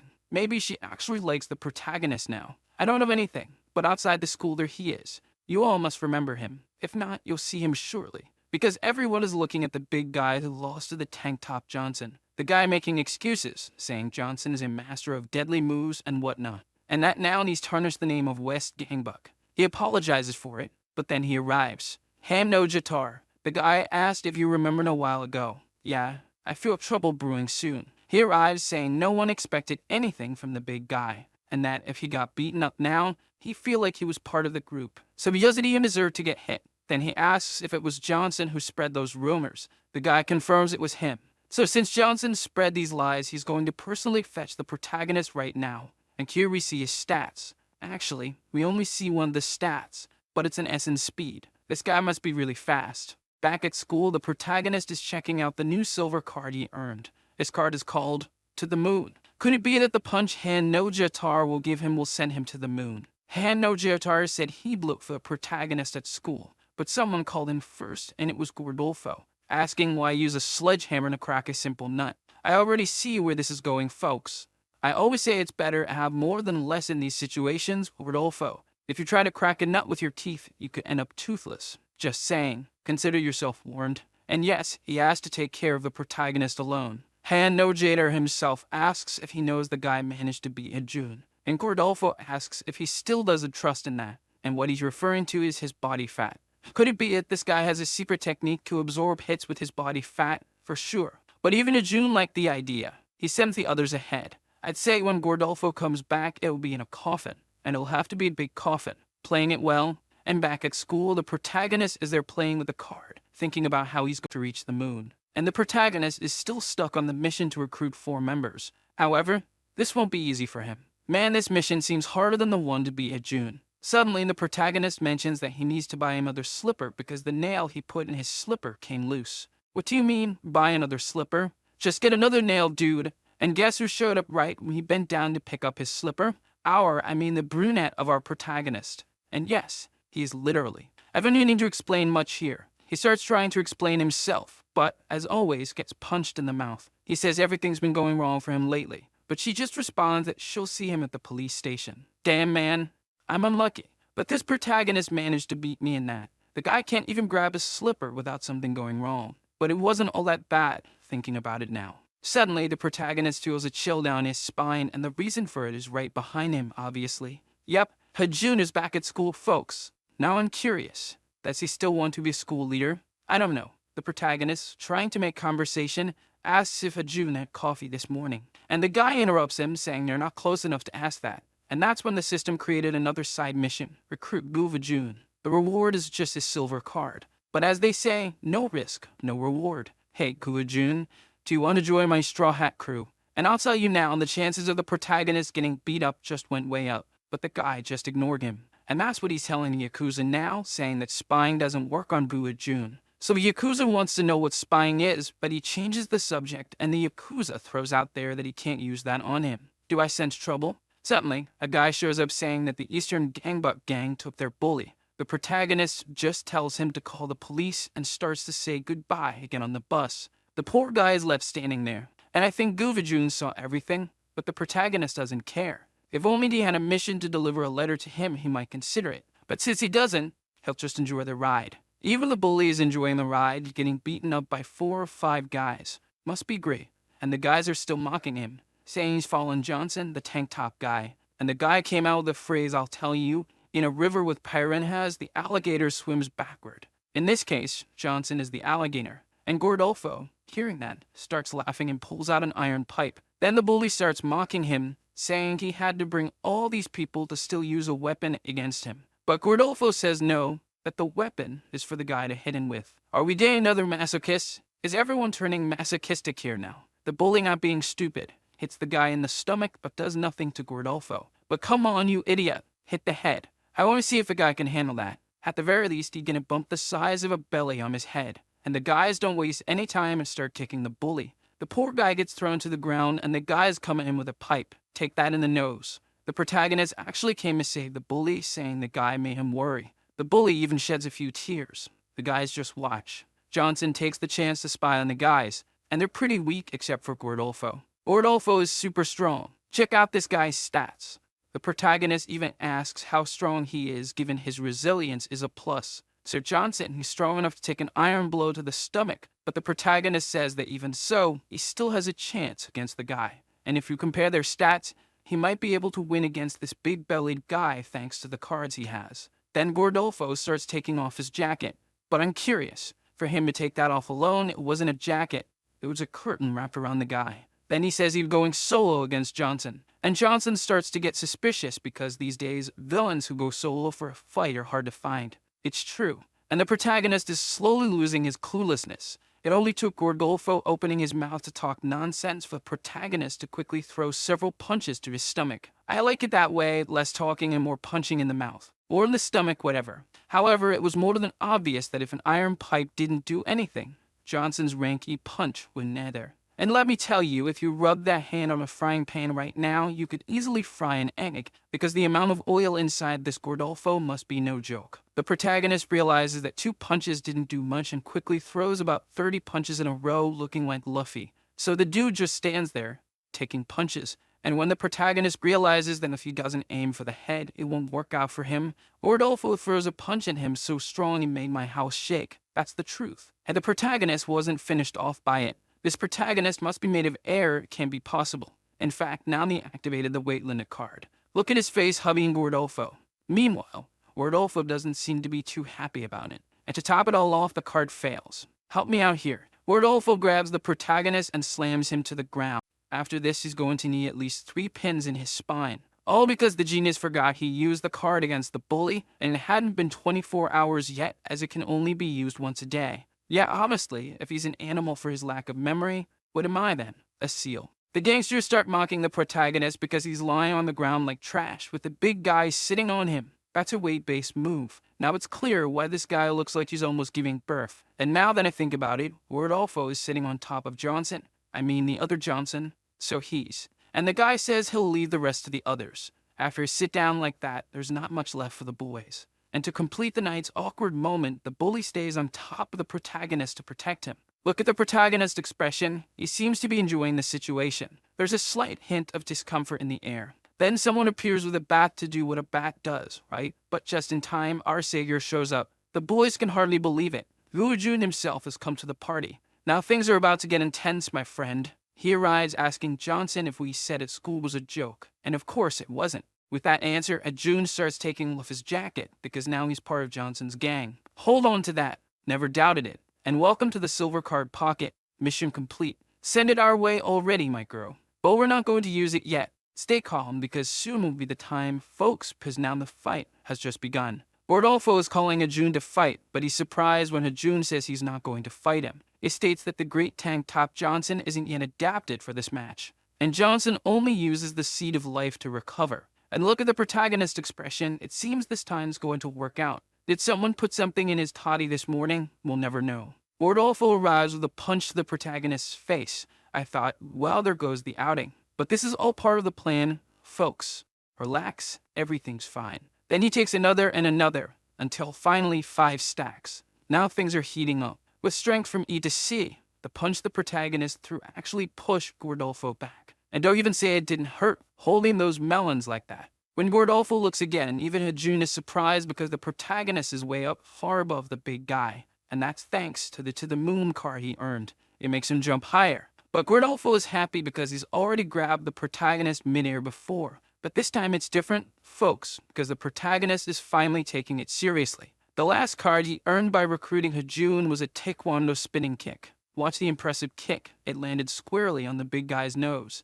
And best of all, look at the protagonist's triumphant expression. Yeah, big guy, it didn't work out for you. Someone should call a crane to get this guy off the ground because hands won't do it. But literally, no one believed it. And with this magnificent spinning kick performance, the protagonist earned his gold card. and he quickly orders the gold card reveal. Folks, I got chills. What an amazing chapter. From the protagonist's expression, it seems like he's finally waking up to life. Could it be that we finally have an ultra mega powerful protagonist from the galaxies? No. After Johnson asked to reveal the golden card with that psycho look, the mission gave him 2 cards, but he's only allowed to choose one. The other goes straight down the drain. Obviously, Johnson starts freaking out, not knowing which one to choose. I just play a my mom told me and be done with it. Meanwhile, Gordolfo is on the ground, knocked out with his eyes open.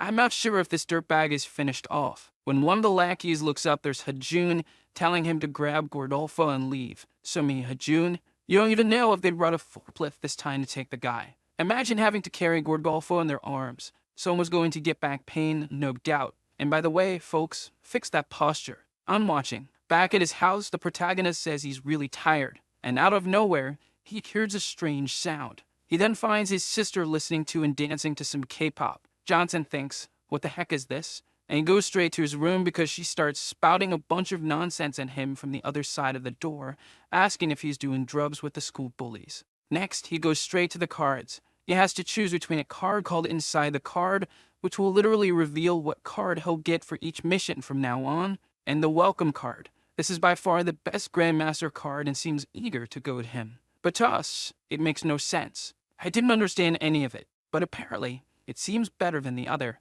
At least it's the one that piques our curiosity more. But then you've asked, which card did the protagonist choose? Strangely, none. He went to sleep and hibernated. I mean, after today's fight, I probably sleep for 3 days straight too. I wouldn't even get up to eat. That's a lie. Now the second and last gangbuck, I think Gordolfo is about to have a heart attack.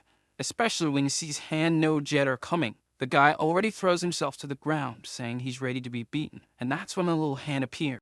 I think things have turned sour for Gordolfo now. At school, the protagonist is sucking up to Hajun. And I can't even tell in what way because Hajun himself is asking what he's doing there in the bathroom staring at his equipment. Just testing you, right, Hajun? You know how it is. Deal you gay. Then Hajun asks if he should go after them alone, but at first it doesn't seem like a good idea. And when Johnson asks if Han no Jetar is going after him, wanting to tease him, Hajun replies, pretty annoyed, that he should stay away from that guy. Han no Jetar is no fool. Hajun himself has never actually fought him. Just to give you an idea, he only sees him as a huge son of a mother. Yeah, you thought I'd swear, but not this time. And speaking of the guy, he's still there to smack Gordolfo. The chubby guy was even prepared to lose a few teeth in one hit. But Han no Jader wants information about Johnson first. He says he won't beat Gordolfo up if he tells him everything Johnson did. And you see, that's why Hajun says he's very smart. And he's this smart because he's a master manipulator. Gordolfo gives a half-hearted answer and immediately takes a punch to the stomach. And yes, he left his face in bad shape with a single blow. This guy's a beast. If the protagonist had seen this, he'd just say we lost, get it? And why do I say he's a beast? It's because one more of his stats is now on display. He has an A+ in intelligence, folks. This guy must be exceptional, no doubt about it. I have no idea how the protagonist is going to beat this guy. And by the way, he's at school with the guards bowing to him. As always, he doesn't want any fuss. Meanwhile, the Yakuza is there, acting like the boss. The Yakuza had been kind of absent lately. I hope he starts showing up more. By the way, the protagonist's nickname was updated after he defeated Gordolfo. Now he's called Tank Top Johnson, the extra character ear. While explaining things on the board, he starts deciding which card to choose. However, as he makes these moves with the card, others think he's just miming since they can't see the cards he's looking at. So it makes sense they're all paranoid. Out of the 2 cards, he decides to choose the Welcome card, the one that will come to him. But suddenly, the guys get worried because the protagonist is frozen, like Cheese, famous freeze frame. For the protagonist, everyone disappears. He starts running around looking for them, but doesn't find anyone until he gets outside the school. And what he sees is literally hallucinatory. Don't worry, you didn't get that wrong. It really is hallucinatory. The whole thing makes no sense. There's a giant card talking to him, the Grandmaster card. It says it will clarify all his questions. Man, I need some answers to because I'm more confused than the protagonist right now. The guy is in shock asking questions. Suddenly, Johnson hears the voice of another person in the card saying he's a lucky kid for already getting a welcome card. Look, to me, he'd be a lucky kid if he had a card to boost his tool, right? This makes the protagonist think there must be other people doing missions too, not just him. Then the Master card mentions he doesn't need to know that info at the moment and that, even though he has lots of questions, it doesn't trust him enough to answer them yet. Is this card mocking him? It said it would answer everything and now it's dodging questions. This is the first time I've seen a card dodging questions. The card says that if he unites all of Gangbuk, it may trust him more. The protagonist starts complaining and the card gives him some hard truths, saying that his vision has improved, he's taller, and he's freed himself from bullying. And that was just from the gold cards. He's satisfied with just that. There are still diamond cards, master cards, and grandmaster cards. Imagine the abilities that could come with those. The guys were all worried, thinking he had been finished off, except for the Yakuza. The Yakuza wants them to set up matching uniforms to wear. But for the protagonist, that's enough. He just wants to go home today. But before leaving, he calls the bully over and says he's going to unite all of Gangbuk. In the bully's mind, that already gives him the authority to spread that news everywhere. I think I'll change his nickname to Gossip Guy now. What do you all think? When the protagonist leaves school, he sees a couple, and suddenly the girl starts hitting the guy. That's thanks to our protagonist's spying ability, and he uses this spying ability to even level up the card. And now I ask you, is there anyone better to test this card on than a brunette back Charon? I totally ship this pair seriously. But now we see something different. The way the stats are displayed has changed, now also showing weight and height. You also see her all blushing. By the way, this girl literally weighs like a sack of cement. I just hope he doesn't let her know he's aware of that, or things will go south for Johnson. And it's in this alley that our protagonist is analyzing his cards. Am I the only one who feels like this is going to be trouble? What is he doing in an alley? Anyway, so if he's thinking about which cards to combine since he needs stronger ones now, not that he knows Douglas or Han no Jatar. So he even says out loud that he has to avoid Han no Jatar as much as possible. And guess who was right in front of him, hearing everything he just said? The guy arrives with a kick that leaves him breathless right on the spot. He starts taking off his jacket, asking if he's not going to back, and the protagonist uses the recovery seed to run faster when the guy attacks. But this is the end of the line. Han no Jatar just wants to know how he defeated Gordolfo being so weak. Then the protagonist says, spy. The guy doesn't get it because it makes no sense. But check out the monster's stats, my friend. 1.8, 1 meters tall, 68 kilograms, 3 A's and 2 S's. And one of them is an S+. There's no way this guy is smart, good-looking, and strong. He must have some flaw. At the very least, the tool. It has to be a small tool. If it's not, life's really unfair. If the guy doesn't have a small tool, we're done for. And check out the protagonist's appearance next to this guy. Anemic, all bruised up, 3 screws in his spine, busted knees, and still with 7 kids to take care of. And it was at this moment that the system created a side mission. Fight Han no Jatar and win. If successful, he'll receive a platinum card. There are also secret conditions to be met. But to beat this trickster, forget it. The protagonist approaches the guy and asks a set a day to fight, since if they fight now, no one will see it, and there will be no proof afterward. Actually, yes, Johnson. We're here, you can fight. We're watching everything. And would you believe it? The guy agrees. The protagonist says he'll personally set up the match, and Han no Jatar bids him farewell with see you next time. Yeah, my protagonist, this time you got away. But suddenly, out of nowhere, the protagonist uses the to the moon card. Yes, folks, he's found his courage and is coming down from above to attack the guy from behind. Look at that cruelty. If he doesn't finish him now, he won't get another chance. It'll have to be a direct hit. So he adds extra strength along with his taekwondo kick. But the guy, still with his back turned, dodges the protagonist's attack. Yep, folks. Things are about to get complicated now, my friend. The guy comes at him, and now it's his turn. He sends a spinning taekwondo kick to the protagonist's face, who instantly loses consciousness. Han no Jatar says his footwork is weak, but the technique isn't too shabby, and the protagonist is there, lying on the ground, totally destroyed. He failed the side mission. However, he achieved that secret condition. First loss to a strong enemy. He received the card while still lying on the ground, and he got a diamond card, folks. Damn man. If he had won, he would have gotten a platinum card. Losing, he got a diamond card. The guy assigning these missions deserves a round of applause, right? Kudos to you. But I hope this card is really good because otherwise it will be impossible to beat this maniac. When the protagonist starts to wake up, he already finds the gossip guy patting his face. What's with this nonsense, man? The protagonist wakes up like Rapunzel, saying Han no Jatar pulled a sneak attack. Now the guy did a sneak attack for sure. Who came as surprise in, huh? I'm telling you, he deserved that beating. Good thing the gossip guy found him lying in the alley and brought him back to school. Otherwise, he'd still be lying there. And the protagonist admits it. He was totally defeated. He's a failure. But why was he able to beat Gordolfo and get crushed by Han no Jatar? Maybe strength in the stats isn't what we think, huh? And suddenly someone comments that he's really lucky. And it's none other than Hajun. Now I asked you, what does Hajun want with him? The guy's always showing up wherever the protagonist is. And since the protagonist isn't a fool, he immediately uses his spying skill on him. And this guy's strong too, right? 1.86 meters tall, 83 kilograms. Check out the guy's stats. A fight between Han-no Jatar and Hajun would be interesting to watch. It'd be 2 hours of intense brawling. But now the protagonist wonders if he should take a bus or buy a guava. Buy a bus and grab a guava. See you next time. Folks, don't ask me unnecessary questions. It was better to see this dialogue in this way than in the embarrassing way the protagonist always does. Trust me, the protagonist tells the gossip guy to leave the room because he wants to check out the new card he got. And it's a diamond card. But he won't always take a beating and get a good card, right, folks? We don't even know if he'll get a card every time he loses. So it's not always wise to rely on luck. But since he got it, let's make good use of this thing too. Reveal card, this time it's Save to the Cloud. It's a summoning card, but what it does is still a mystery. Hopefully, it won't summon the devil. Otherwise, it can do whatever. So in Han-no Jitter's gangbook, everyone is praising him. But he says it wasn't that hard. Yeah, we really have to agree with him.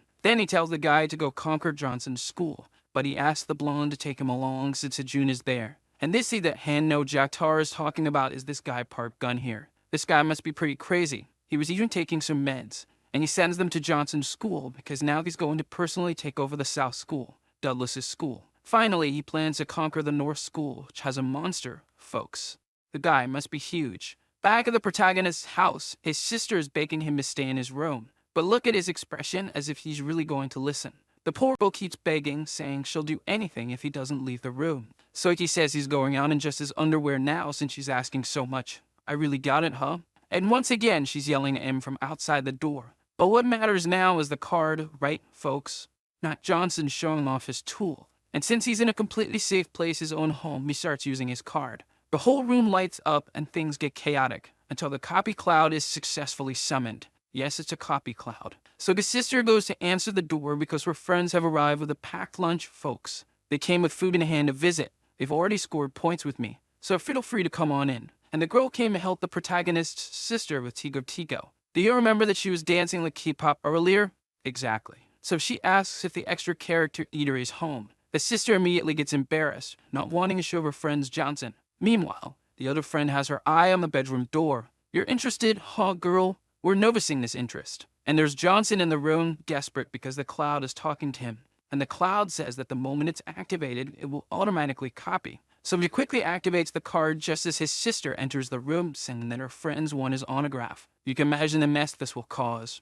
And she sees the cloud. The cloud even grabs her to make a copy. It was too good to be true, right, folks? There's bound to be that famous fan service moment now. Honestly, I wanted to see some action instead of fan service. But if there's no rat, you hunt the skunk. You can't always have it all. Afterward, the girl is released after being copied. Then Johnson asks his sister if she's okay. The protagonist wants to know how she's feeling if she saw the cloud. And she says it's like something grabbed her. Maybe there are ghosts in this house, bro. Alright, now we're safe. She didn't see anything. In fact, she went to the living room to tell her friends who just laughed at her. Well done. And the protagonist in his room staying quiet, holding the cloud, wondering if it went wrong or not. Suddenly, the system alerts him that he can pace his sister. And he immediately tests it, because here we test everything, my friend. And check out this magic here. The protagonist, unexpectedly, starts to freak out because the cloud literally copied his sister. To be sure he wasn't losing it, Johnson goes to see if his sister is actually in the living room,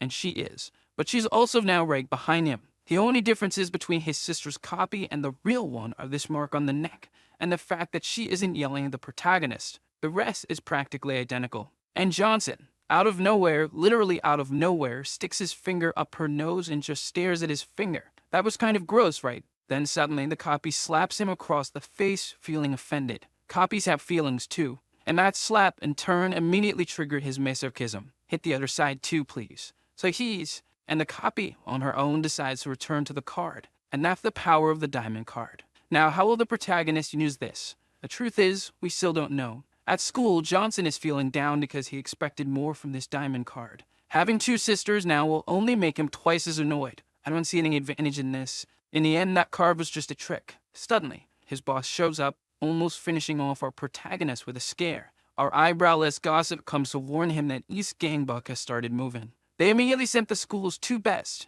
Park Gun with his remedies and Kang with the big hair. And if they come now, Their school doesn't stand a chance at the moment. The protagonist starts to worry, knowing that with only 3 attack cards, if those guys show up, I'll be crushed. So what will he do to get stronger? At that moment, someone calls him. It's Hajun asking what he's doing there since he doesn't even smoke, and this is a smoking area. So the protagonist seizes the opportunity to ask Hajun to train him, but of course, Hajun simply refuses. And that's when the protagonist has an idea if Hajun won't do it, he has no choice. And in a random house, Kang with the big hairstyle came to pick up Park Gun with his remedies. In no time, he convinces the maniac to go with him, and they decide to head to the school right then. Well, folks, I think things are about to go down, or the school is. I get the reference. And on the school's ground floor, so if Hajun and Johnson are on the rooftop, Johnson lands a jab on Hajun's face, landing it perfectly and increasing his punching mastery. But why is the protagonist so happy to hit Hajun?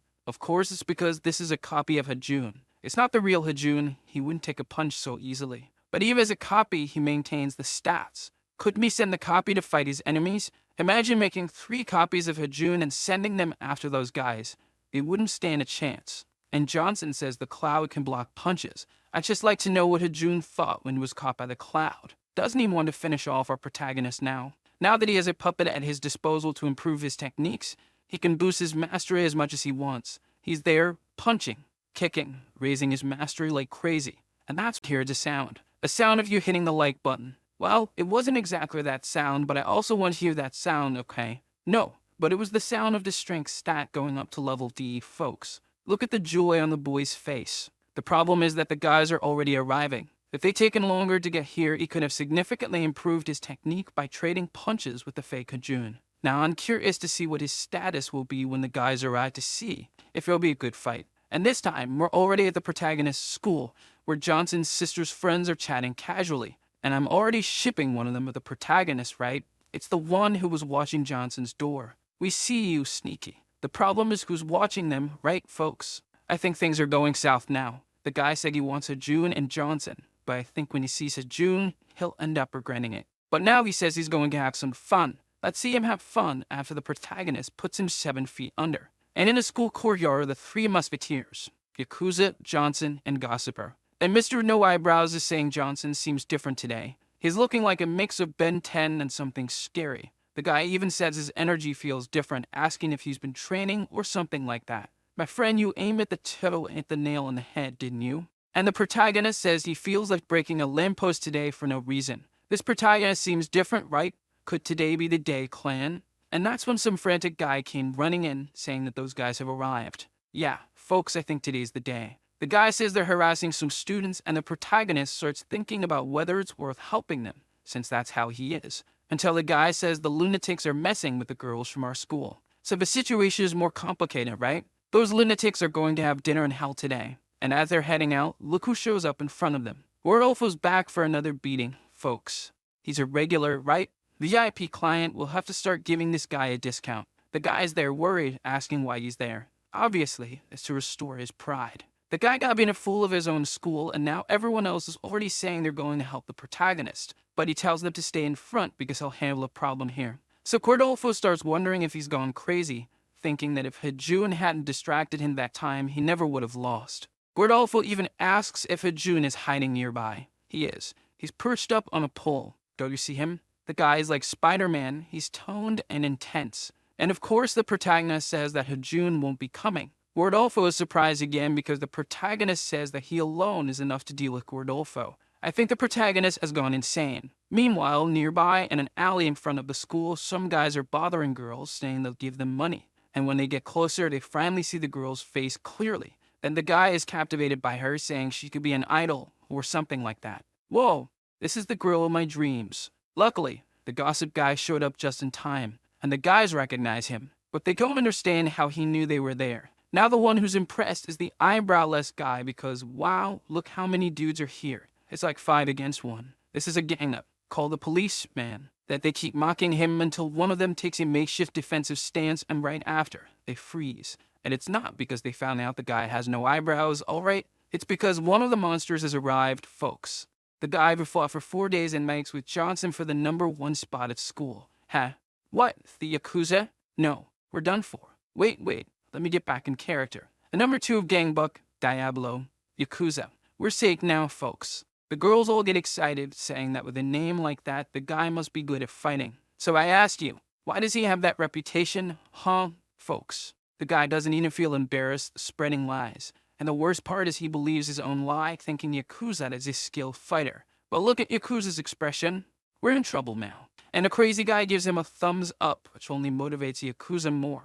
The guys are like, wow, he didn't even take his hand out of his pocket to come meet us. This guy really trusts his fighting skills. So they decide to attack all at once. We're finished. And out of nowhere, they stop. Because look who just showed up, folks. With a red hand still and he's smacking one out, isn't he, you rascal? And he says the guy was stronger than he expected. He's learned to be Ben 10 now. Look at how he left Gordolfo all messed up on the ground. Yeah, man, show some respect to our protagonist from now on. Or it'll just be jabs to the nose. He immediately swaps places with Yakuza, and Yakuza says he left some fun for him. Come on, Yakuza, you left all the fun. You didn't do anything. The guy's a miser. And Kang, the long-haired one, comments that he's stronger than Gordolfo. And indeed, looking at his stats, he seems to be stronger. But instead of going into the fight himself, he sends his underlings. They'll want to mess up your hair, huh? No. And everyone charges at Johnson. He's improved his cards so much that they now have critical damage attributes. Johnson simply hits the guys with full force. And guess who's all excited watching this? Yep, folks, I think we got her, huh? And here we get a new mission. Beat the long-haired guy. But it only grants his silver card. So I think it'll be easy, right, folks? The long-haired guy starts backing off, realizing he'll be beaten in the fight. The protagonist says he doesn't want the underlings and says, just bring hand no Jatar here. The protagonist has gone mad now. That's why I like to see. Here we speak through dropsticks, folks. And I'm bringing another one because these extras have all been defeated. Today I'm having frog for dinner. Then one of the good-looking guys sneaks up from behind. But he narrowly escaped being finished off. Look, he's a good fighter. What power in that man. But there was one person there who didn't consider him a good fighter. But the question that won't go away is, what level is the protagonist at now? Big Hair says he's at the same level as Gordolfo, because that's what Gordolfo told him, that you'd only lose if he let his guard down against Johnson. And I hate to break it to you, my friend, but you fell for Mario Game's trick. The protagonist throws a spinning kick that, at the very least, will leave the guy unable to move his jaw for 3 months. Sipping through a straw, you know. I'd have to ask someone to choose food for him now. And do you think it's over? Yes. Look at the protagonist coming down from above. Using the additional weight card too. The hit was so strong it even boosted the power of the blow. If this guy isn't finished now, he's immortal. No way. The Yakuza and no eyebrows are celebrating because the guy's going to need an ambulance to get home now. And the protagonist thinks this is the first time he's used his fists in front of some ladies. Wow, protagonist, don't say it like that. You'll win us over too. The girls, I don't even need to say, are already dragging the youngest one away against her will. He got lucky in this situation, and as they're walking away, someone calls out to him. And wouldn't you know, it's the girl asking for his number. We finally won everyone. But now comes that dreaded question. The masochistic brunette or the shown one here? Which one are you rooting for? Comment with your thoughts. Now I'm curious. The girls are worried, asking if she doesn't know the rumors about him that he kidnaps girls, but she says she just wants to thank him properly. We've hit the jackpot, haven't we? And just when the protagonist was about to give her his number, a guy starts talking, saying they should laugh while they can't because soon they'll be screwed. I just want to know how this guy is still alive. He just got run over by the protagonist. And Yakuza, to scrape a bit of the fame, goes over and steps on him, asking what he's talking about. Then the guy says that number 5, John Park, will soon arrive and he'll take down in June. But I don't think it'll be that easy, right, folks? But June immediately tells him to leave because he wants to train now. And check out the guy's muscles. The guy says Han no Jetar sent him there to crush June since June lost to Johnson. Then he says the next one he's going to take down is, but before he can even finish talking, Hajun quickly goes after him. This is the famous saying that the dog who barks doesn't bite. What? Wait, it's actually the dog who barks a lot doesn't bite. His stats weren't bad, but against our massive beast, Hajun, you're a long way from home, my friend. And since he needed an excuse to stay close to Johnson, he sent the little barker to inform Han no Jetar that he's now part of Johnson's tank top crew. And over at Soa's apartment, she's reading a little book while talking to her mom. Her mom says goodbye. This girl's name is Yang Soa, 17 years old. And it wasn't this gentle book she was reading, folks. She was actually reading something about prison behind this book here. So from what I understand, she's another masochist. Folks, does the protagonist have a knack for attracting masochistic girls or what? No way. And speaking of the protagonist, he's over at his building thinking about how he'll recruit the last person. Then he has the brilliant idea to summon the cloud, but he ends up summoning it right onto his lap. Do I even need to say anything? These authors are all perverts. They root for incest, no doubt. But the protagonist's idea now is to recruit the cloud to his crew, and she accepts since she has no choice. Because whatever the protagonist commands, she does. And so he just completed his mission and got the gold card on the crew, which from what I understand is a card that allows him to upgrade his crew members. My goodness, things are starting to get pretty intense, aren't they? His crew is already doing well. Imagine if they get an upgrade right. Because we have Amani the June in the crew, the incredible Yakuza of the legend, and the eccentric no eyebrows. Plus now we have the cloud, of course. And you can upgrade the crew members right now. I just want to know what the protagonist's new status is, please. Show us, author, or else I'm going to have an anxiety attack, right? Are you trying to kill me with anxiety? Our protagonist managed to form his team, but to strengthen his companions, he needs nutrition cards, folks, upgrade cards in this case, and he only gets these cards by completing upgrade missions. But he still has a Rule Silver card to reveal. Are you a card that boosts his tool? No, and when he reveals it, it's a boxing card called Weeging. At this time, folks, the tool boosting card still hasn't appeared, and this card is none other than a boxing dodge. He moves his head up and down side to side. This is going to be pretty OP, isn't it? And of course, he gets a side mission. He has to dodge and then land an uppercut. With that, he'll earn a gold card. It's a boxing combo, isn't it, folks? But he doesn't yet add the uppercut card. So he'll have to use his fusion card, the Card Master. He has a few cards he doesn't use for anything, and he starts combining them. But of the 2 cards that came out, none with a tool boosting card, folks. And they weren't good cards either. With this fusion card, he can also break cards, but that's a gamble he shouldn't make. But try telling that to our crazy-headed protagonist. It's like talking to a wall. And as always, the guys are bowing to them because the 2 showed their true strength yesterday. Well, kind of. Yakuza keeps telling the guys to make sure he doesn't have to come next time. This guy is a comedian. But why the celebration here? It's because the areas controlled by the guy they defeated are under their control now. But Johnson himself says that if he goes there now, Han no Jatar will definitely come after him 100%. And it's not that easy to catch a frog in his own pond. But the browless guy says he'll have free time now since he contacted Douglas from Gangbok Man. As usual, he gossiped a bit with Douglas. And Han no Jatar at his school just found out the guy's lost. One of his henchmen says the schools were taken over by them. And what should they do now? Of course, Han no Jatar wants to go there immediately. But suddenly, a guy comes running, shouting that Gangbuk Nan has started moving. They probably know they're at war and will take advantage of this moment. Of course, all of this was part of Browless Guy's plan. I mean, Browless. He informed Douglas's school that everyone was at war and that he should take advantage of this now. Han no Jatar quickly sends the number 2 at his school to Gangbuk Seo, because in his mind, Johnson is just a weakling. He can always take him down whenever he wants. So now he has to get that son of a gun Douglas first. Keep thinking Johnson is weak. After you lose all your men and are left alone, there'll be no use crying. It's true. Browless Guy is there asking Johnson to praise him for the good job he did. But Johnson can only think about how to beat Han no Jatar now. Browless Guy even asks if he wants something like strengthening the organization from within. But he's not looking for another bodyguard. He wants something different. And then some girls pass by saying the rumors are that he doesn't even flush the toilet alone anymore. And I don't blame anyone for saying that, do I? Look at how many henchmen he is walking around with him lately. But he needs to keep an eye on the commanders of each school that just took over. Because since they were Topatudo's subordinates, they'll probably rebel against Johnson and side with Han no Jatar. So it'd be good if he showed up there and calmed those guys down. And it's at this moment that a personal nutrition mission appears. Talking about nutrition is weird. It sounds like he'll need to eat now, but it's to nourish his status. And this mission is to discipline the school and bring the guys over to his side. The rewards are several status nutrition cards. Folks, hold on, I see Yakuza becoming monsters. Huh, the guy already thinks he's a big deal. Imagine Yakuza punching someone and knocking them out. His ego will skyrocket. He's already got the tough guy pose down. Now he just needs to be a fighter. And of course, the protagonist wants those cards. He's all happy saying they're going to the schools right now, but No Eyebrows suddenly tells him to look ahead. Because Masochist number 2, Soha, is right in front of him. He asks what she's doing there and the wild guy there.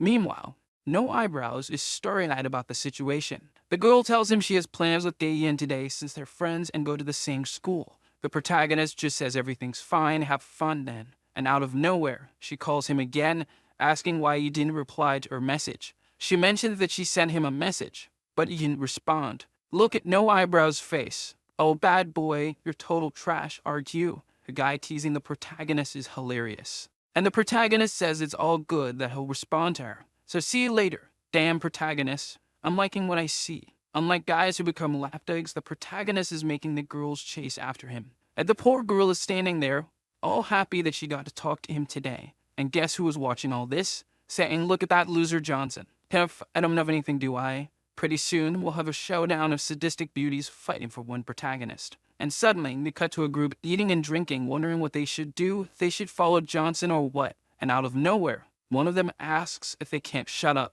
This guy is the school's #1, Jiang Jinsu. He says they'll stick with hand no guitar to the end. If Johnson shows up, he'll finish him off. But not with those stats, right, my dear? All porky. Speaking of stats, I really want to see the protagonist's stats. It's been ages since they showed that stuff, and I'm dying of curiosity. And suddenly, someone says he should go after Johnson if he wants to be finished like that. The guys start saying it's a joke. It's actually Johnson who showed up asking what they're doing on a mountain. And probably the one who said those things earlier was no eyebrows. I need to stop smoking, are you crazy? And suddenly, the wild guy tries to hit the protagonist. He uses wave recklessly and look at the protagonist's face, like he's about to pop a wheelie on a motorcycle. And the one who gets annoyed with this guy is no eyebrows, saying he's even more cowardly than Johnson himself. No one can be more cowardly than Johnson himself. And suddenly, the protagonist throws an uppercut. But how does he have an uppercut if he didn't have one before?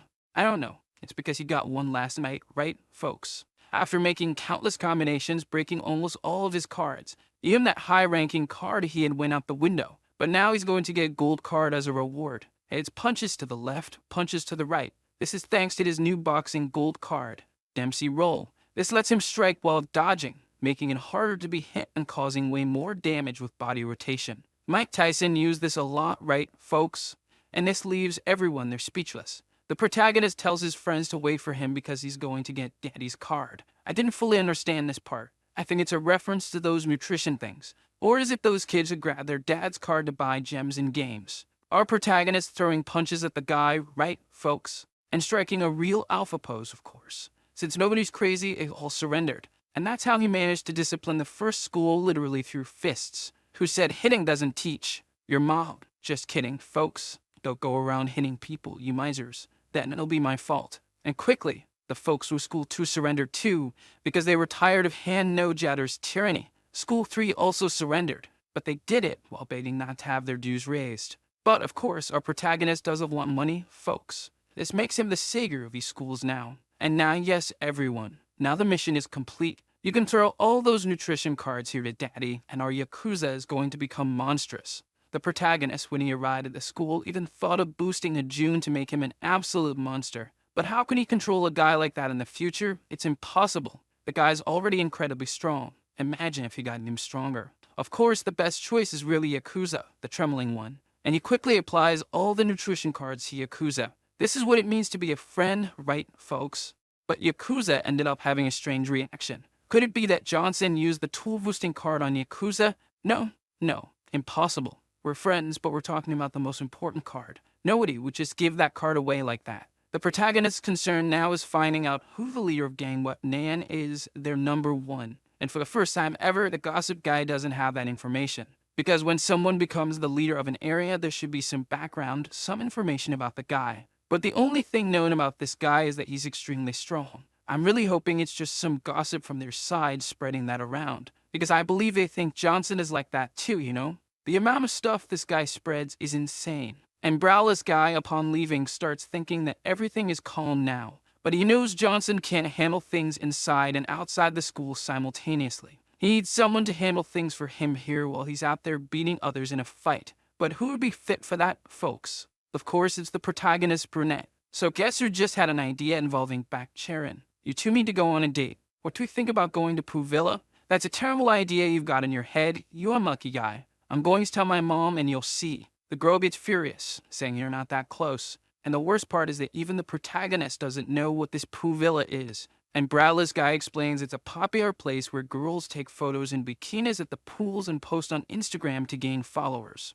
Now it's clear why she slapped you. Johnson himself says he deserved that slap, and while the guy was sulking, someone sneaks up behind him. And it's none other than El Diablo Yakuza, asking why he was left out of this conversation. Could it be that Yakuza changed after improving his personal stats? Man, already excited to see this guy throwing punches, right? And remember the brunette who didn't want to go to the pool? She didn't want her friends coming to her job, saying it'd be fun to use the boys to get followers by the pool. See, folks, it's these types who keep tormenting us, mere mortal warriors. And after the girls kept insisting, she agreed to go. We did it, folks. Soon we'll have tsunders in bikinis. Now check out the guy's style. Yakuza even came in a suit to go to the pool, and he only wants to know why the June came along. And it's because Johnson here said he only invited him out of politeness. Nobody expected him to actually come, and there are the girls. This manhwa artist really has a knack for drawing characters, doesn't he? I'll tell you folks. And out of nowhere, the protagonist starts looking at Charon's bag. Then she suddenly comes over and slaps him. What healthy relationship. I like it. And that's a true tsundere. Soon as she notices him looking at the ground, she'll slap them again. And not far from there, in an area known as the Battle Zone, a guy comes running in a hurry to give a warning at Kang Seok. This guy is the #1 of gangbot man in the north. He tells the guy that gangbot CEO of Johnson's side is on the move. The guy just says he thought Johnson had a brain. It looks like Johnson's people are already inside their territory. Now I get why June came along. At the very least, he must have noticed that this territory belongs to that guy. But the question that won't go away now is, does the protagonist, with all his strength, or Hajun himself, monstrous as he is, stand a chance against this Megazord?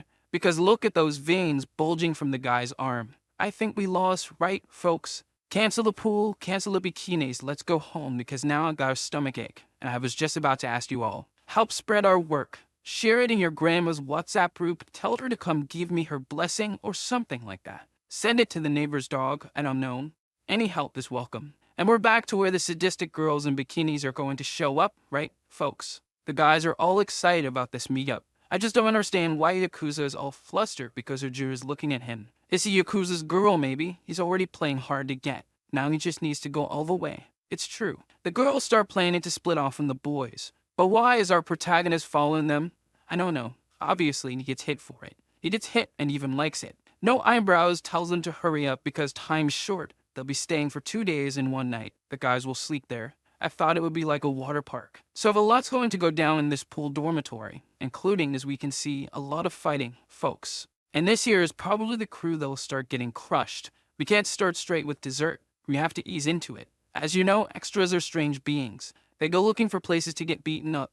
They could just leave. But they insist on taking a beating. It's impressive. And since our protagonist is generous, he decided to give them this gift. Already in the pool, the girls are just taking photos to post on social media, and it seems they've taken about 30,000 photos just to pick one. What's that about? I think this is something unique to women because when men take photos, even if our eyes are closed, we'll post it. We're daring, no doubt. Suddenly, they start commenting on Ajun's physique, saying they'd even go on a date with him if he were friendlier. But you must be wondering, where are the sadistic girls in bikinis? And where's the protagonist brunette? Here she is, and I really don't know what to say. Johnson is one lucky guy, we have to admit. Her friends were left speechless, especially since they expected everyone to come in bikinis. They had messaged Bake, telling her not to come in a bikini anymore, and that's when our bikini saddest ran off, not knowing where to hide her face. Instead of seizing the moment to make a video for social media, right folks? Not this time. The boys are here, ready, asking her to show the bikini. Yes, you heard that right. Actually, that's what she thinks because when she asks Johnson, he says that's managed. But if she wants to show it, they're ready. No one's going to say no. Conversation goes on, and the brunette starts saying the environment is getting boring and maybe she should go home. We say that right next to the most eccentric guy in school. No Eyebrows immediately suggests a game, and whoever loses has to shave an eyebrow. Hey, I'd like to see who's going to say they're bored now. The guy even asks if she wants an easy game, but she replies that she just doesn't want anything boring. And 5 minutes later, she's arguing with Johnson, bickering and claiming that he lost. And he doesn't back down, asserting that she lost too. It's looking like a couple's quarrel, isn't it? I wouldn't know. After some analysis, No Eyebrows decides who the loser will be. Even the girls noticed the mischief because when No Eyebrows said no one lost, Charon was almost about to shave Johnson's eyebrow. That's when the guy suggested another game. She gets curious to know what it is. This game, my friends, takes place in this closet. I think the dirty-minded ones know what's coming. They'll have to go into the closet, and whoever comes out first loses. The loser has to imitate the handsome No Eyebrows by shaving their eyebrow too. But just staying in there will be easy. It's just a patience test. No, they'll have to hold hands in there. Whoever lets go or leaves first loses. Both open their mouths to complain, and No Eyebrows warns that if they want, they can shave their eyebrow right then, and the game's over. If that's what they want, damn, No Eyebrows, you got done yourself. Her friends comment that if she doesn't feel anything for him, holding his hand should be easy. Now that's what I call friends. Those are my kind of people, folks. The situation is heating up, and here I am, throwing more fuel on the fire. The girl gets irritated, calls Johnson and grabs his hand and tells him to prepare to shave his eyebrows. Heck, now this is getting interesting. Wouldn't it be a shame if the chapter ended right now? Just teasing you all? No, it's not ending yet. Calm down. My heart even skipped a beat. The two of them enter the closet and the guy locks them in. Good luck, Johnson, because things are about to get tense. And let's be honest, browless guy is smarter than we expected. Now we understand his intelligence stat. This guy's a genius, he's gone up in my book. However, someone not too interested in this little game is Yakuza, who suddenly notices that Johnson has grown a lot and is getting very strong. He chuckles and comments that he's jealous. Could he actually know about the system? That theory that he had the system himself has never felt as likely as it does now. Too bad he mentioned this right in front of that crowd at Extras, and instantly they recognize him. Diablo Yakuza. Could it be that Yakuza will finally take down some extras? Is this what I'm seeing? Meanwhile, in the closet, they're stuck in there with no Wi-Fi signal. Her question now is, why is Johnson sweating so much? He says he thinks he saw this exact situation in a show once, the same scenario as theirs. Suddenly, the system creates a mission. He takes a deep breath and she gets startled, asking what's wrong with him. The two are very close with our protagonist right in front of the goal. If the referee hadn't blown the whistle, I think he would have kicked it. The referee this time was the system, telling him to get out of the closet, letting back Sharon win the game. Okay, losing the game isn't a big deal, but the system wants Johnson to come out of the closet. Are you losing it, system? Though things are getting steamy inside this closet, we have to choose between this sassy brunette or the silver card. Logically, I know everyone would pick the brunette, but if the silver card is the legendary tool boosting card, we can't risk passing it up, right? Imagine living with the regret of discarding the tool boosting card. No way. The brunette just asks him to stop looking at her, and he responds that he can't as it's pretty cramped in there. There's not much else to look at. Of course, there are other reasons too. You know that I know that you know. We're all aware. They'll try to fool us, Johnson. She asks if he could at least try not to look. And suddenly, the protagonist asks if she's sick as her forehead is sweating a lot. She tells him to shut up as always. But in the end, she even asks if they could let go of each other's hands. The protagonist, who isn't dumb and wants to keep holding hands, says rules are rules. She gets irritated, asking if he could just leave the closet. But of course, he doesn't want to end up like the eyebrowless gossip guy. She says that if that's the problem, she'll draw his eyebrows back on. That's when the protagonist realizes something is very wrong with her. Man, this closet must feel like an oven baking bread. It must be 200 degrees in there. And the protagonist asks again why she's out of breath. Is she sick? Or maybe she just wants to steal a kiss from Johnson. Of course, she yells at him for that. But he insists on knowing the reason for her current state. And finally, she reveals that she can't handle small spaces. Yes, folks, she's claustrophobic. For those who really don't know what that is, it's when people feel extremely suffocated in tight spaces. We always ask if someone has claustrophobia before taking them into our basement after all. So she tells the protagonist that she's been through this before. In the past, she was bullied around halfway through high school. She was bullied simply for having fierce eyes. They'd forced her to eat until, one day, they locked her in a cleaning closet and left. Ever since then, she's had this phobia. Poor thing, right? Appearances can be deceiving. She regrets sharing this with him, as she didn't expect the time in the closet to drag on so long. And the protagonist, hearing all of this, starts to recall all the times she helped him. That he says he's leaving now, which leaves her confused. He also mentions that he had no idea about all of this, and if she was struggling, she should have said something sooner. And he praises her, saying she's done well until now. Well, protagonist, don't come out these speeches or you'll even win us over with that charm. But it was the moment he went to open the door that he discovered it was locked from the outside. He starts shouting for someone to open the door and asks back Sharon to wait a moment. However, when he looks at her, he realizes the poor girl is crying. Oh, come on, this is too much. He doesn't hesitate and activates his additional strength, breaking the closet door with a single punch, completing his mission to earn the silver card. Of course, he lost to her, which is why he earned the card. So get ready to be eyebrowless, my guy. And besides losing his eyebrows, he injured his fist. He was threatening the gossip when suddenly the brunette grabs him from behind, thanking him for everything. She says that if he shaves his eyebrows, she'll draw them back on for him. And you know things can't just go well for our protagonist, right? He has to make some kind of blunder. He quickly clarifies to her that he didn't punch the closet door because of her. He did it because he had a slow reaction. I think that's roughly what he meant. How tactless. Dude, at least that's what the translator interpreted. She starts thinking about what kind of reaction he had until she realizes, and she blushes all over. And of course, the curses that followed were from son of a peach and upright. But our protagonist is a bit slow, we have to admit. Instead of just saying something to her, he let it slide. I get that this isn't a romance story, but I'm starting to get frustrated here, man. Single Johnson isn't the path we want here. And suddenly, we cut to Baek-cheron's friends who are crying. They didn't know Baek was claustrophobic. The protagonist says it's all good and that he'll never forgive them again. Whoa, cold-hearted guy. And he says this while flashing a huge grin. Now that I notice, he really is eyebrowless. This is unbelievable. The girls comment that he seems very happy to be without eyebrows, asking what happened inside the closet. I'm not telling you. Nothing much happened.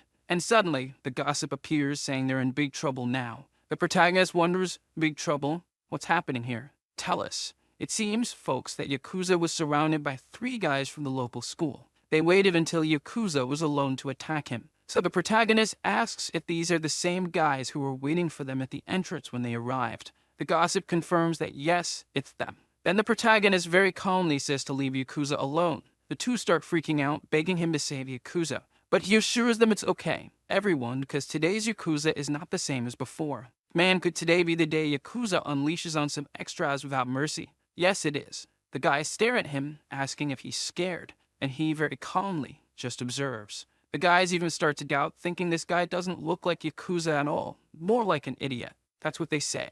These guys have pretty average stats. However, their leader, wearing an NFC shirt, has a decent status. Very good. But suddenly, the guy charges at Yakuza. You know when your light flashes before your eyes? No. Well, it was at that moment that Yakuza heard Johnson's voice, telling him not to doubt, because if he didn't doubt, he could really become a Yakuza. This time, he bets his life on the nutrition card. And we have to agree, both cards are incredible. But the one that stands out the most is this one, the Sistema card. The group member can now use the system, which consists of military and martial arts styles. Yakuza suddenly lands a punch on the guy, combining a move I can't even describe. He almost did that famous martial arts move. Yakuza has become Jet Li, folks. We finally won, folks. With one strike, the guy found Jesus. This is Yakuza's new strength, and even without fully understanding what happened, his body moved on its own. He comments that it's so cool. The guys start asking if he was hiding his strength on purpose. But hold on a second, everyone. Are you all scared now? Don't be afraid, guys, or do I need to teach you how to breathe again? I think I forgot to introduce myself. I am Diablo Yakuza of Gangbuk-seo, and the fight's about to heat up. Finally, our monstrous Diablo showed us his strength. Yakuza still has a lot to show in this manhwa. As for the brunette, I'm even happy with their relationship now. Even though this isn't a romance story, I'm hoping there's a little romance. Am I the only one who thinks this way? Have no. Our Yakuza showed us his true strength, and now he's threatening this crowd, saying he'll close his eyes. So come at him. I'm telling you, Yakuza is too humble. The guy is doing everything to balance this fight. The guys come at him talking nonsense, and he just gives them a tap on the nose. I can see them heading straight to a place that does nose jobs after this. Not to mention Yakuza's hand positions. The guy's a bit rock and roll. But suddenly, one of the guys says he's bluffing and lands a punch on Yakuza's face, saying he doesn't know his place. But look at Yakuza's expression. He's not going to go easy on them anymore. He manages to knock the guys around laterally. He even asks if they weren't Warney's Diablo Yakuza of Gangbuk-seo. The guy strikes a pose looking like a clumsy crane. This was the debut of our great Yakuza. His ego must be hitting the ceiling now. So much so that browless guy keeps asking him what happened. And in his mythic stance, he says he only did it for the girls. It's really gratifying to see Yakuza getting the attention he deserves. He's a true icon. Yoon Johnson feels happy because before it was just him getting stronger, and now Yakuza is evolving too, especially in his negotiations. He starts asking browless guy to get him some water. The girls say no one is getting water right now and tell him to leave their room. Browless guy stays formal, wishing them good night, while Johnson just says, see you tomorrow. The girls were even changing, asking each other if they'd brought comfortable clothes. And Johnson answers yes, he brought a nice outfit. Another girl says it's good he brought that outfit. Wait a minute, what's Johnson doing here? Of course the brunette slaps him hard, and off he goes, all sad. There are 2 possibilities, to succeed or not. I didn't succeed. It really wasn't my moment. But it's all too quiet today. He starts to feel weird, as he should be fighting the guys having invaded their turf. But where's Jun? It seems he went to meet someone who knows him. The guy himself mentions it's strange that Hajun called him, but he was curious, so he came. Apparently, Hajun came because he was worried about his friends, thinking the guys might attack him. However, the other guy says he only left him alone because they had Hajun with them. And he adds one more thing. Take your hands out of your pockets when you're talking to me. Now you can go, Huvajun. Whoa, this guy demands respect, huh? He's probably that top one we saw.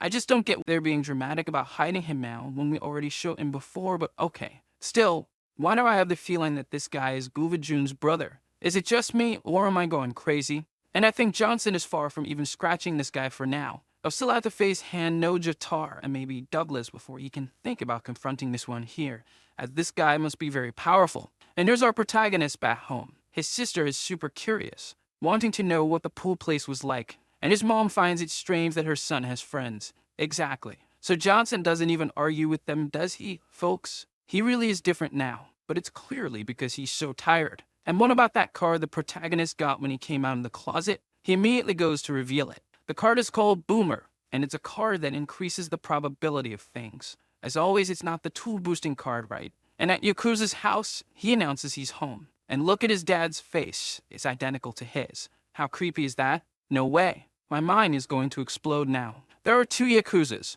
The good thing is that at least the older Yakuza will look the same as he does today. Nothing will change. Suddenly, Yakuza mentions that he got into a fight today. His dad is shocked, and he starts talking about how his body moves the way he wants now, feeling like he awakened something. Then, out of nowhere, he asks his dad about the truth, asking if he was really just an office worker. His dad confirms that yes, he's just a regular worker, nothing different. And that's when the man got a strong slap on the back out of nowhere. It was Yakuza's mom calling her to eat. No, to hold on. I think I get what's happening here, folks. It's not Yakuza's dad who's the Yakuza. It's his mom. Damn man, I wasn't expecting that. Look at the hidden tattoos on her arm. Not to mention the slap with massive strength. Does this make sense now, or am I just imagining things? I don't know. Comment and let me know. Back at the protagonist's school, everyone's whispering about him because now he's eyebrowless. Imagine the embarrassment of walking around without eyebrows, especially at school. That must be really weird. And suddenly, someone grabs his arm. It's our back Charon pulling him somewhere. The girls start speculating that they're going off to kiss. What?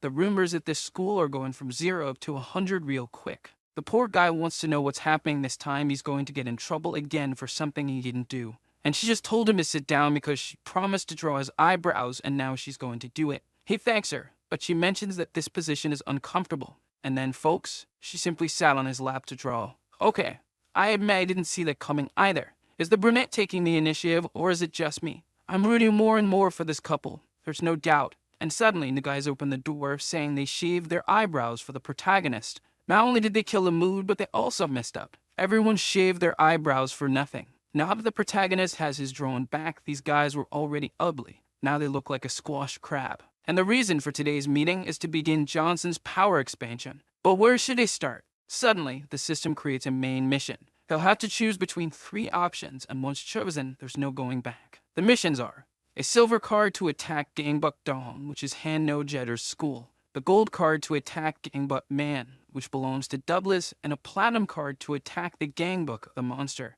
I take the platinum one off the list right away. That's not going to work. But the protagonist reflects on what would be best for him. He concludes that attacking Han no Jetter's school would be ideal. However, the problem is that it's just a simple silver card. I don't know if it's worth it. Doubtless isn't a bad auction either. But breaking the good relationship they're building apparently wouldn't be great. And the best option for business would really be the last one, which is a very good platinum card. However, the mission likely means he'll be finished. True enough. So the protagonist declares that he's finally made up his mind. He's decided to attack right now. Let the games begin, folks. As always, punches are going to fly. It's finally time for war, folks. But where to start attacking? I'd go straight with my mom said and be done with it. But the protagonist says he's heading straight for Gangbuk Buck, the northern one where the monster is. However, gossip mentions it's not wise to do that because those guys Yakuza beat up in Pol Vila were nothing compared to the real members of Gangbuk Buck. There's a place where they played pool and there were only monsters inside. And their leader, ranked 39th in the school, is said to be frighteningly strong. Damn, number 39. Imagine the 5th, the 2nd, or the top one. We're done for then. No way around it. But the protagonist is aware they'll be destroyed if they attack Gangbuk Buck without thinking. So they're going to get stronger first. But then where should we start, folks? The best would be to finish off Han no Jotaro for good. So get ready, everyone, because we're heading to your mom. At Han no Jader's school, Gangbuk Dawn, the same terrified guy, arrives again. He's the messenger boy, always the one delivering the news announcing that Gangbuk Seo, in this case, Johnson's school, is making a move. Han no Jotaro is thrilled, so he orders everyone to stand up because they will likely be Johnson's target. He announces to everyone that the war is about to start. Looks like a showdown is about to begin. But before he leaves, someone calls him to say something. However, it doesn't show what this guy says. Instead, it cuts to Douglas at his school and is also finding out that Johnson and his school are on the move. The guys are speculating that Johnson is heading to Han no Jotoro's school, and they wonder if they should help take him down once and for all. Or maybe they should attack Gangbuk Seo from behind. But Douglas tells them that they're staying put because this could be a trap set by Johnson. They'll only act once they see what happens. Then, out of nowhere, some guy rushes in, saying he knows where Johnson is planning to attack. And it's not Douglas's school, more Han no Jotoro's. This explains Han no Jotoro's expression when that guy called him over, they're actually going to attack the big monster school. Johnson's idea here is to make the leader of this place his ally to strengthen his group. Browtless guy can't believe it. This will cause the guys to retaliate and destroy them completely. But the protagonist has a personal plan. Trust him. Of course, the main reason he's attacking this place is for that marvelous Platinum card. Browless guy says he believes him, but things look tricky now. And he's talking about this here, folks. Look at how many guys are here. I don't think they'll be able to handle it. They need to stop getting into these messes. I got the reference. But Johnson knows the leader isn't there, and as he goes to check, someone's coming through the door. No, wait, maybe it'll come through the second floor window, of course. Then someone arrives asking if they're customers, and that person is Song Haru of number 39 of the school. The one everyone's been talking about. The protagonist is shocked because she's a girl. The clever protagonist quickly asks if she wants to join his group, saying he loves her and everything. Dude, what's up with that, protagonist? You're quick on material lately, huh? She's left confused. Even a gossip guy scolds him for saying something like that out of the blue. But he says it's love at first sight. Suddenly, she kicks the protagonist in the face, probably leaving him toothless. The guys start to freak out, and she says she's number 39 of the school and asks if they came to entertain her.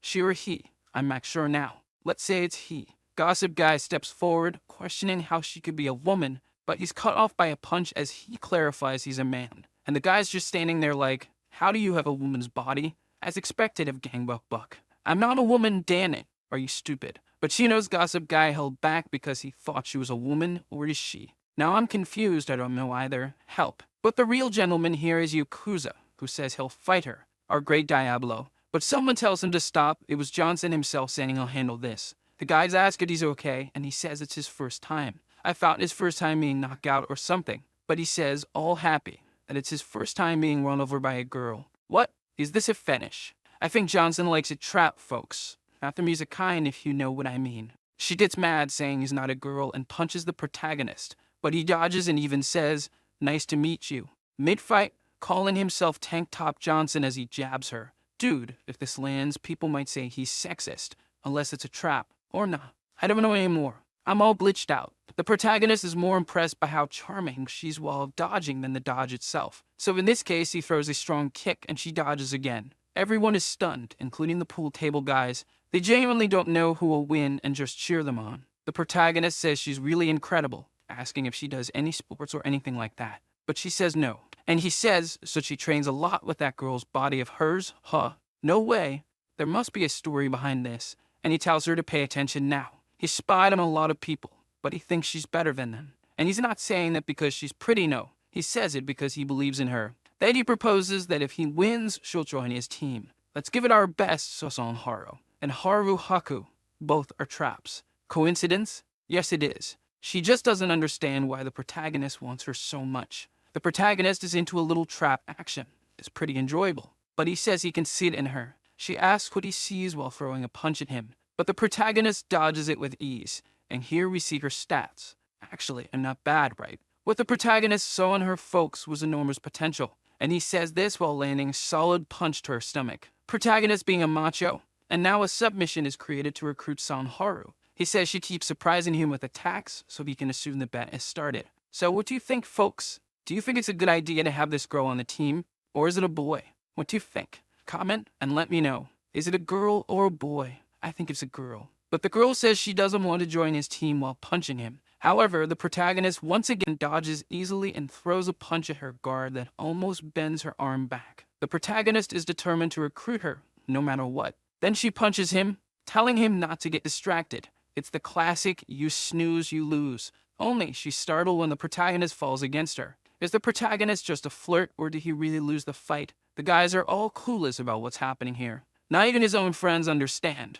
The girl doesn't know what to do. But why do I feel like the protagonist is taking advantage of the situation? So much so that, unexpectedly, he hugs her, smiling and saying her fabric softener smells nice. Look at this guy, and he's doing all of this while using the additional weight card. The girl asks why he's smiling when, out of nowhere, he picks her up, and you know the rest. Then the protagonist leans close to her ear and says she can't escape from him. What does that mean? Has the protagonist gone crazy? I think we really should call the police now. Me too. And that's how the mission was completed, folks. Throw the platinum card right here. Today, I'm confident it's the card that increases the tool, right, folks? And suddenly, we flash back to something from the past in an abandoned building. The trap is talking to someone, saying she can keep fighting, that she wants another chance and won't accept just being number 39. But this person here is number 2 in the buck school. Let's just say he's not very interested in talking. The only thing he said was that she should be grateful for at least earning the 39th position at school, and that she'll be responsible for a pool bar, because the place for rejects is down there. From what I understood here, he granted her the 39th position because she's a woman, got it. That's why she insists she's not a girl in this context. Mystery solved. Now we're the Sherlock Holmes gang, or maybe I just got it all wrong. That's possible too. And she wakes up startled on top of a table, with someone telling her she can't get up yet. And this person is the crazy gossip, heating up some needles, saying he knows Oriental medicine. Personally, I wouldn't trust gossip much. But she only wants to know where she is at that moment. And the protagonist, striking a Ben 10 pose, says they're at his school and that she doesn't need to worry because he'd never touch a girl in that way. So he'd touch her in other ways then. The girl was about to leave, but he tells her that now she's part of this team. She insists she doesn't want that, and then he gets serious, asking if she really doesn't want it. And he does this while using that boomer card he won, remember? This card increases the chances of persuading someone, folks. He quickly says it's for her own good, asking how old she is. She answers that she's 17, and the protagonist immediately follows up, saying that if she's 17, she must have a big dream, or is she just satisfied with the pool hall? When he was about to say, if you join my team, she quickly says she accepts. What? He quickly touched on the girl's sore spot, or is this card stolen too? I can't say right now. However, she says she'll want him to grant her wish later. So there it is, everyone. The trap is now part of the team. The protagonist, out of nowhere, goes and hugs her. And the guy of that eyebrows is even crying with excitement because Johnson made a new friend. But she starts saying that they now have a big problem. They're in serious trouble. Since the protagonist invaded their space and even recruited her, the guys will come at them like bulldozers. What will he do to handle this? She even says she doesn't have the courage to fight rank 1. If he doesn't solve this problem, she won't want to work with him. And he starts complimenting her, saying she's cute. Because it's all planned out, don't worry about it. Should I trust everyone? I don't know. This feels like a trap, doesn't it? Both trusting the protagonist and not knowing if she's really a woman. Back in the pool hall, the guys comment that they expected nothing less from her. She managed to return after going alone to Johnson's school. But they feel she's been acting strange lately. And the reason for that is that it's in a horror here, everyone. It's a cloud copy of horror. They fooled us well this time. The good thing is that if needed, the cloud can even beat up the guys. And even the gossip doesn't know how he managed to shake off the guys. I won't tell you. The protagonist quickly puts a bow on her head, saying it's a disguise. But you're all aware that this is just one of Johnson's fetishes, right? The guys say they're going to spread the rumor now that she betrayed them. But according to her, everyone will be taken down because the guys will come after everyone. So the protagonist decides to leave, heading straight to the bathroom. What do you think he's going to do, everyone?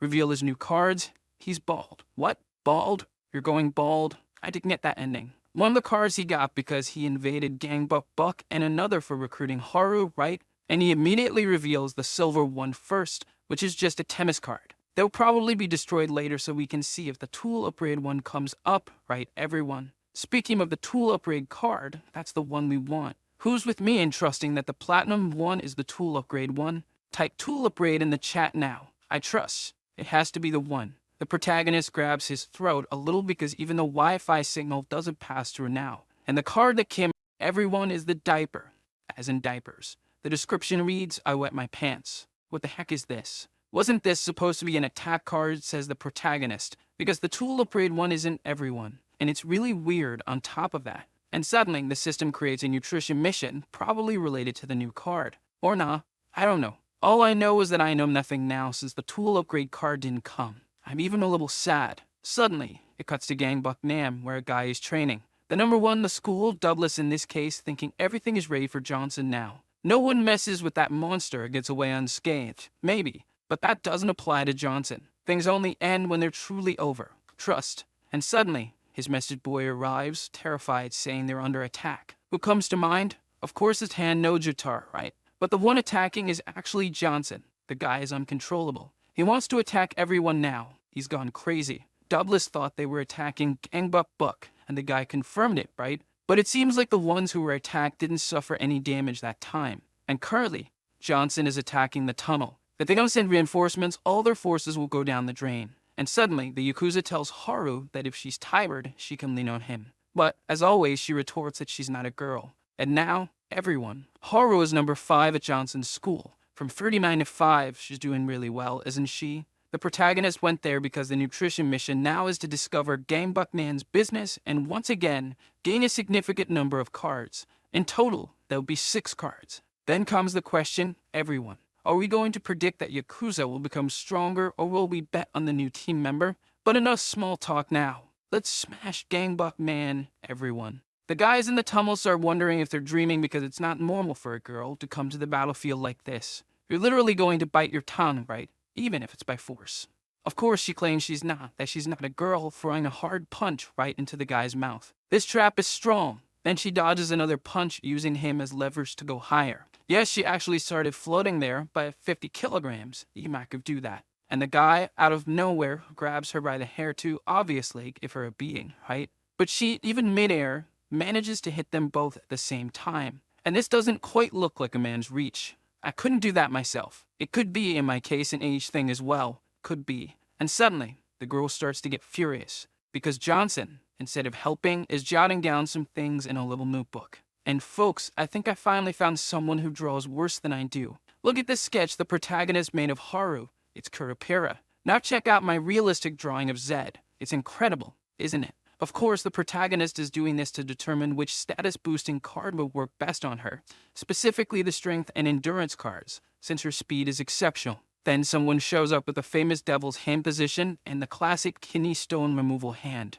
And of course, it's the Yakuza, all stylish, taking down opponents. But the protagonist's concern is obtaining nutrition cards. For that, he'll need to go deeper into enemy territory. Not long after, individuals got tired of literally beating up extras. Yes, you heard it right. They managed to get tired from so much knocking out. And it's always at moments like these that someone shows up. The guy's all beat up, and then a crazy dude arrives. The one who just showed up is Gangbuk Man's number 18, Juninho Bang. He's got his eyes directly on Haru. Look at that, another one who likes the trap. And if we compare the stats of the two, Juninho is actually a bit better. But he's no match for our great Yakuza, El Diablo. And when the Yakuza is preparing to deal with Juninho, he gets an unexpected punch to the nose. And what a punch, huh? I'll tell you the guy who attacked Yakuza as number 17, Juninho Bang Segundo. Yes, they're twins. I'm not joking, it's real. Like those market promotions, 2 for 1. We have to admit that even after taking a hard hit, the Yakuza keeps his style.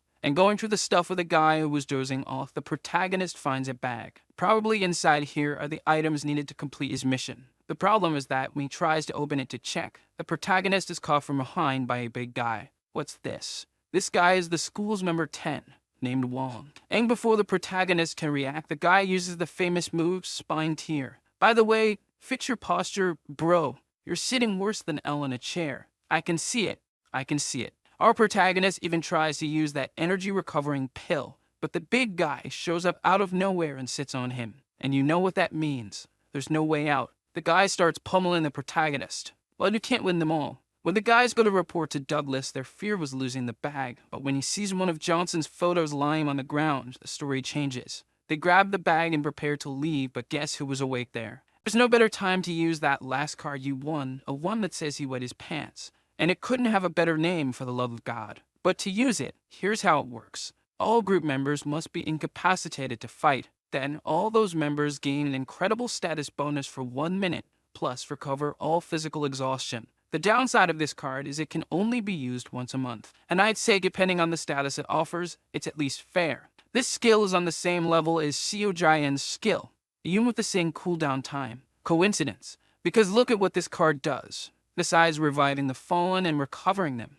check out the guy's new stats. The Yakuza's stats are truly impressive. The guy is as strong as Guvajun, and now the roles have reversed. Look who's lying on the ground now. The game has changed, hasn't it? That's exactly what they reported to Douglas. Johnson from the tank top won and is taking the bag away. And Douglas, desperate, sends word to Han no Jatar that the war will start now. The guy said this with his eyes wide open. This must be something huge for him to have his eyes open like that. He was always walking around with his eyes closed. Now the net is closed in on our protagonist. I invited Han no Jatar, telling him that the real war is about to begin. We're going to take down Johnson first. After our boy Johnson grabbed Douglas's bag, they head to a park deciding if they'll really open the case. Finally, they decide to open it. The trap, upon seeing it, starts asking if it's a bomb. But what was in the bag, folks, even they didn't know what it was. They started saying it looked like a pet, like a bandage, something that sticks to your body. The girl begins to suggest it's probably because Douglas gets hurt a lot, but Johnson claims it must be used to open Douglas' eyes. Now I get it, and he knows how Douglas makes money with it. He probably takes elderly people for bus rides and only lets them get off if they buy these bandages. The funny thing is that the trap is going along with his idea. Johnson's mind is more twisted than mine. Look at that theory. Luckily, the Yakuza called Johnson over to clarify, saying it's called Pentano, a narcotic painkiller. In other words, it's a drug that leaves people hallucinated. When I'm really out of it, I lose control. The two just watch Yakuza speak, and he explains that Douglas probably bought it from a doctor and sells it to students to make money. Strangely, Yakuza seems to know a lot. Of course, they ask him how he knows all this. He replies that strangely, his mother knows about these things. I really want to see Yakuza's mom in action, or maybe she's already retired from the Yakuza since she's getting older. So since they uncovered Douglas' school business, they received nutrition cards. Now is it Yakuza's turn to surpass Hejun? I'm not sure. Then we got to a cafe where Han no Jatar receives a call from Douglas. Douglas starts saying a few things like he's going to attack Johnson's school and wants his help. But Han no Jatar says that to cooperate, he wants Gamebuk Mound land. It's that piece of land in the corner of the map. If he gives that territory to Han no Jatar, he'll defeat Johnson along with him. And wouldn't you know, Douglas agrees. He says they should go together now. But Han no Jatar asks if he doesn't know his style yet. He's going there now and alone. I have a feeling this will be a major headache for our dear Johnson. But this time, he has the nutrition cards. I hope that saves the kid's skin. He even considers using all the cards on himself, but he has plenty of ways to get by on his own, so he doesn't need them. He should use them on Haru, since Yakuza already has those martial arts cards. Yakuza does untrack everyone. Let's make him stronger. I support him 100%. Me too. After thinking it over, Johnson realizes something. Someone is trying to contact him. It's one of his henchmen telling him they're under attack by Han no Jatar. This is where the son cries and the mother doesn't see. 3 of the strongest are already in their area and are already hitting our friend without eyebrows. He even tries to take one last breath, but soon takes one to the face and another to the ribs, plus a blow to the back. The guy is really being beaten up. I'm done for. And it even ends with the big guy sitting on him. However, big guy is talking a lot for someone who was once beaten up by Johnson. Even so, he keeps getting into our eyebrowless friend's head, saying he's spoiling the strength of Johnson's team. He's the one responsible for weakening the team. And let me tell you, that really got into his head. He's even crying. Suddenly, Johnson gets a call. It was the junkie, with eyebrowless guy's phone informing him that a war has begun. As Johnson runs there, he gets a message from the system, saying that eyebrowless guy is now full of confidence and his awakening is about to start. And the guy begins to stand up with a piece of wood because he's awakened. His potential, which was F, is now shining brightly. And observe the crazy guy's expression, full of determination. The big guy charges at him to smash him, and since he's awakened, our guy without eyebrows earned his own card, allowing him to wield a weapon with ease. His strength will increase depending on the tool he uses, and he quickly breaks Gordolfo with several strikes. Could you be our new wooden boy? I don't know, the guy even glowing with that wood in his hand. I've never seen anyone so happy holding a piece of wood. And of course, check out his new status with a wooden hand. And now he's no longer without eyebrows, as he now has ketchup-painted eyebrows. So come on up and take a hit. However, the 2 crazy guys aren't intimidated, stating that he's still outnumbered. In fact, he would be at a disadvantage if Hajun hadn't arrived on the scene. He came fast and unfortunately forgot his lighter, so light him a cigarette. The guys start asking why they should light his cigarette, but it's not for them to light it. Call Hando Jtar here. He'll light it for me. Hoops, now it's time to trade punches face to face. This is one I want to see.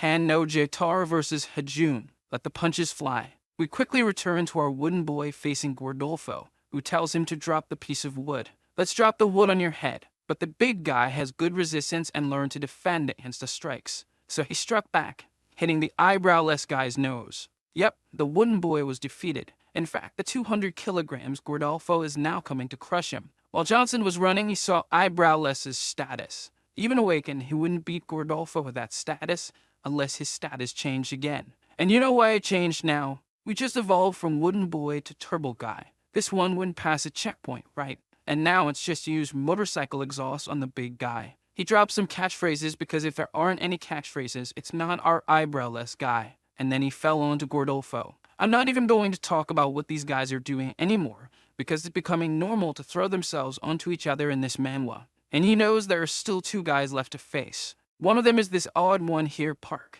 and the other is in the hands of the monster Hajun. Now there's only one left to smash, since the other needs to go to the hospital. Park wastes no time and comes at him, saying that last time he was caught off guard and that now it'll be different. He grabs onto Hajun and says he's going to show him the difference between himself and the other guys. With a furious expression, he headbutts Hajun, and you could hear the impact from home. The sound was nasty. He shuts his mouth when Hajun stares at him and says he sees no difference between him and the other trash there. Hajun then grabs him by the mouth and slams him in the ribs, making them crack. That's the power of Hajun. He starts delivering several blows to the ribs to tenderize the meat. And when he was about to deliver the final blow, Hando Jtar appeared out of nowhere, attacking him with a flying kick. The guy went flying and hit the car, and then Hando Jtar arrives, saying Park is from his gang. You're crazy, mess with us, Hajun. And as you might remember, Hando Jtar is Gang Buck Dawn's #1, and he asks if Johnson is present. Hajun confirms that he's not. Then Hando Jtar declares that Hajun is finished, as he brought these 3 guys here known as the Action Team. And these 3 guys, according to him, I'm not interested. Hajun just asks him to shut up and light his cigarette. This is our #3 from Gangbuck's CO, Hajun. The guy in apparently down on his luck has style. I think he's a true peaky blender. Hando Jtar laughs, saying he'll be finished soon and sends the 3 crazy guys at him. But our Hajun is cool and calculating today. He lands a right punch on the first one who didn't have bad status. He throws a left punch at the second, whose status was even a bit better, and delivers a classic uppercut to the one who seemed to be the best of them. The guy beat the 3 and asked for his cigarette to be lit again. But we know Hando Jtar just wants to tire him out to then take him down with punches. That's the famous war tactic. Then Johnson received a call saying it's 3 against Hajun. This makes Johnson think hard about what to do, trying to find a way to help Hajun, until he finally comes up with something. Meanwhile, Hando Jtar keeps praising Hajun as he's beating up the 3 guys, though he's gradually getting tired. So Hando Jtar proposes that Hajun join his school, promising to give him anything he wants if he does. But Hajun just says he wants someone to light his damn cigarette. This makes Hando Jtar furious, and he orders the guys to keep attacking him. I know it's even working. However, from where he was, Johnson says he's found a way, a method to help Hajun from a distance. Those extra cards he had, he says he's going to use all of them on Hajun. Absolutely. Let me tell you, the guy was already a monster. Now he's glowing like a firefly. He was paying attention to what was going on until he took an elbow to the nose. And then he receives a wild sequence of hits. The guys are in shock, including Hando Jtar, as he realizes this is the Kizi fighting method created by the Spanish Special Forces unit, my friend. This method is where your body becomes a weapon. So if Hajun gets straight to the point saying that Hando Jtar is sending those guys after him who can't handle him, is that Avi plans to take over this school with this ridiculous plan, and that's when he said that Johnson is stronger than him. This will be impossible for you, Hando Jtar. This school is impossible for you to conquer. And notice the difference in Hajun's new stats, everyone. The guy was already a monster. I don't even know what to say about him anymore. He's now transformed into a Megazord. To give you an idea, the authors of the story are even drawing lines beside the stats as there's no more space to add power. And I'm even more impressed because he's praising Johnson, stating that Johnson is stronger than him. And Johnson is wondering what's going on. After using so many cards, why haven't Hajun's stats increased significantly? Probably he needs more cards to level up to an S rank or even a more powerful card. Therefore, the only thing he can do now is run to help the guy as there's still no teleportation card. And meanwhile, Hajun is just pummeling the guys. He's throwing punches from all angles. He's like a sugarcane grinder. None of the three there are a match for him. It's just punch after punch, smashing noses inward. The guy is literally a side character who crushes side characters. When one of the guys tries to catch his breath, he comes back furious and finishes the guy. But we only see a little foot in his view. That little foot was Han no-Jatar swatted a fly off his head, and with a strike. He starts saying that the feeling of kicking is nice, and that's why he was expelled from a contest. But of course, my friend, kicking guys in the temple, you definitely deserve to be kicked out. That kick, folks, was right in the temple. I call it the power button, because like a computer. Turn it off there, and the whole computer shuts down, and he's all dazed seeing 3 Han no-Jatars. And it's the famous Moscow knockout.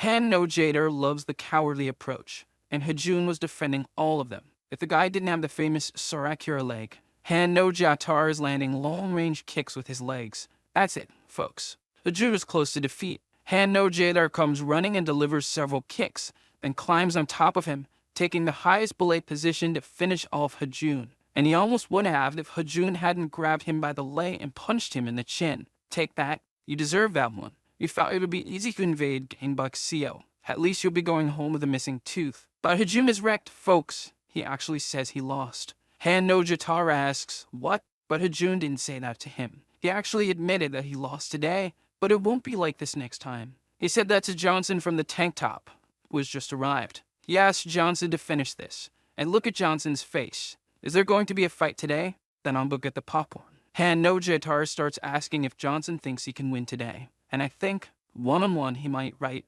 Johnson himself says that this time it will be very different from the last time. He says this while adjusting his tank top. Yeah, Han no-Jatar, I think you're done, my friend. Lower your guard and hurry if you don't want to get hurt. And one-on-one he could, right? But since when does Han no-Jatar play fair? He brought the entire school to join the fight. Yeah, Johnson, I think now we're in trouble, right? Han himself says that if he went around without plans, he'd never unify Gangbuk like this, you know. And to make things worse, Eyebrowless says they have a problem now. Doubtless a group is coming for revenge and Han no-Jatar says this is war. Don't you know when you'll be hit from behind or ally with the enemy? He says Johnson just jumped into this mess without knowing anything. Yeah, I agree. He says he's being nice today because Johnson's school will disappear from the map. And to prevent him from recruiting people again, he should at least take one of Johnson's members here and now. But Johnson asks him to wait. He suggests they make a deal. Just let us go. Han no-Jatar starts asking why he should let them go. And of course it's because of the bag, right, folks? In exchange, he could give them the bag. This bag could do significant damage to Douglas's school. And Han no-Jatar can get Johnson anytime. He doesn't need to worry about that. And in the end, he even uses Han no-Jatar's own words against him, talking about being hit from behind or forming alliances. This is the moment. But Han no-Jatar says he just needs to take this by force. Look, you can try to take it by force if you want. But come here and try now then. I'll set the bag on fire. And you lose everything, bro. Man, even Han no-Jatar laughs at the kid's cleverness, you know. Looks like we're making a deal, right? I'm just sad I won't see the two of them fight now. But it's better to leave alive and fight later because otherwise, this crowd might turn sour. And here was Douglas when he received a call from Han no-Jatar. He tells him over the phone that he's not going to beat Johnson anymore and that Douglas is even sneakier than him with the stuff he's been getting into. Looks like I'll have a lot to talk about now. Well, Douglas, looks like you missed the scene. And once again, we're back with Johnson's Gangbuk-seo. He's apologizing to everyone for surrendering like that, you know. But since they haven't lost their territory, everything's fine. However, now they realize they need a strategist because the situation is complicated. And that's when Eyebrowless says he knows one. Some are very powerful, both in internal and external strategies. The former number 2 of the God Dogs, the former overseer of Gangbuk-seo. The guy's name is Jing Jiang. Many people tried to recruit him, but no one succeeded because he was a loner. And this, of course, is what was made up about the guy, right? And that's when the system created a new nutrition mission. The system wants Johnson to recruit this guy. With him on the team, he'll be able to conquer this world. And as a reward for recruiting him, guys, Johnson will receive 4 high-level upgrade cards. Is this the one we used to go beyond rank S? And of course, I really think a nerd was missing in the group. We already have a trap in the group, but I still want to see Johnson fight Han no-Jatar. We return directly to Johnson, wanting to know where Jing Jiang lives. But Eyebrowless gets all tongue-tied trying to talk. He says many have tried, but no one has managed to recruit the guy, because the guy himself says his talent shouldn't be used for war anymore. Man, judging by how it sounds, the guy is a genius of the continent. He's the new Albert Einstein. Must be. Of course, they're not going to give up without trying. So after a while, there they go to see Jing, but they're stopped by this kid here, who tells them to go back, saying the guy is currently in a promotional match. The Yakuza begins asking if the guy doesn't know the famous Johnson from the tank top, because the Yakuza loves causing a scene. If there's a chance for trouble, he's already got a piece of wood in hand. However, Johnson instructs him to stay calm. After introducing himself, he asks the man to inform his superior of his presence. They were already leaving, even commenting that after the third visit, the boss will definitely agree. Then Eyebrowless tried to speak, but Johnson interrupted him non-stop, until Eyebrowless pointed to the man and claimed he's the notorious Jing Jiang. Impressive, isn't it? If Eyebrowless weren't there, he probably would have lied about his identity. The group soon started saying it was a mistake to come here, as the man is somewhat intimidating. Meanwhile, Johnson is thrilled to have found the guy. If he's crazy, then what is Johnson? The man states he hasn't changed his mind and doesn't intend to get involved in another war. When looking at his status, Johnson notices the man is completely out of place. However, his intelligence is impressive, and he keeps insisting he won't back down until he sees Trap fixing her hair. So I asked you, what's the best way to win over a nerd? I don't even need to comment. Hello, my sweet dream treat. You're delicious. He quickly invites Johnson to come in and bring the lady along. After listening to Johnson's whole story, lamenting over his impulsive, unplanned actions, the man comments that things will resolve themselves, because he knows Douglas would attack Han no Jatar to reclaim his business. However, it involves territories or money. In short, the attack will be aimed at them after all to conquer territory and continue the expansion. But if both attack simultaneously, it will be game over for Johnson. It's done. However, there's a way to block the attack and even expand the territory at the same time. For this, he will need to get borrowed power from the outside. Of course, Eyebrowless mentions that everyone on the outside is an enemy, but the man says he needs to connect with a partial group of Buck High. The gang Buck High is a powerful faction, and they should ask for help to defend against Han no Jatar. Naturally, they will only help if a promise is made to share everything captured from the enemies. Nobody would turn down such an offer. So he explains the plan for how Gamebuk C might survive this. Yes, the guy either has a board, and he states he didn't want to get involved in the war because he already had everything planned. The idea is to place Hajun on the front line of the division with Han no Jatar, along with all his allies, while the rest of the group attacks Douglas, looking for an opening. And when they see that the upper school is helping, the real war between the three groups will begin. And the number 2 of God I mentioned earlier isn't the slimy one here, but his brother. It seems he's from another work by this author called Luquism. By the way, check out the young man's status. He's not bad either. Now on the battlefield, there's the monstrous Hajun until someone calls out to him. 2 low-rank individuals approach, mocking the fact that Hajun lost to Han no Jatar and now needs their help to stop him. Look at that. They even mention he should know who's in charge there as they're asking for help. Hajun doesn't hesitate to punch one of them, stating he really needs to clarify who's boss here. Take that. He was about to deliver a lesson that would hurt more than any punch if one of the guys of slightly higher rank hadn't shown up, advising him to save his energy for Han no Jatar. It's worth mentioning that all of this is happening under the radar. The school leader doesn't know this is going on here. This is a partial group that wants to climb the ranks, even if it means allying with Johnson from the tank top. So the famous deal is made. Buck High and Seo are now in an alliance, and that was the call Johnson received from the monster Hajun. Hajun was about to hang up when Johnson asked him to wait. He mentions that if it weren't for Hajun, they would have been in serious trouble back then. He thanks Hajun for always protecting their school, explaining that he didn't have time to express this before.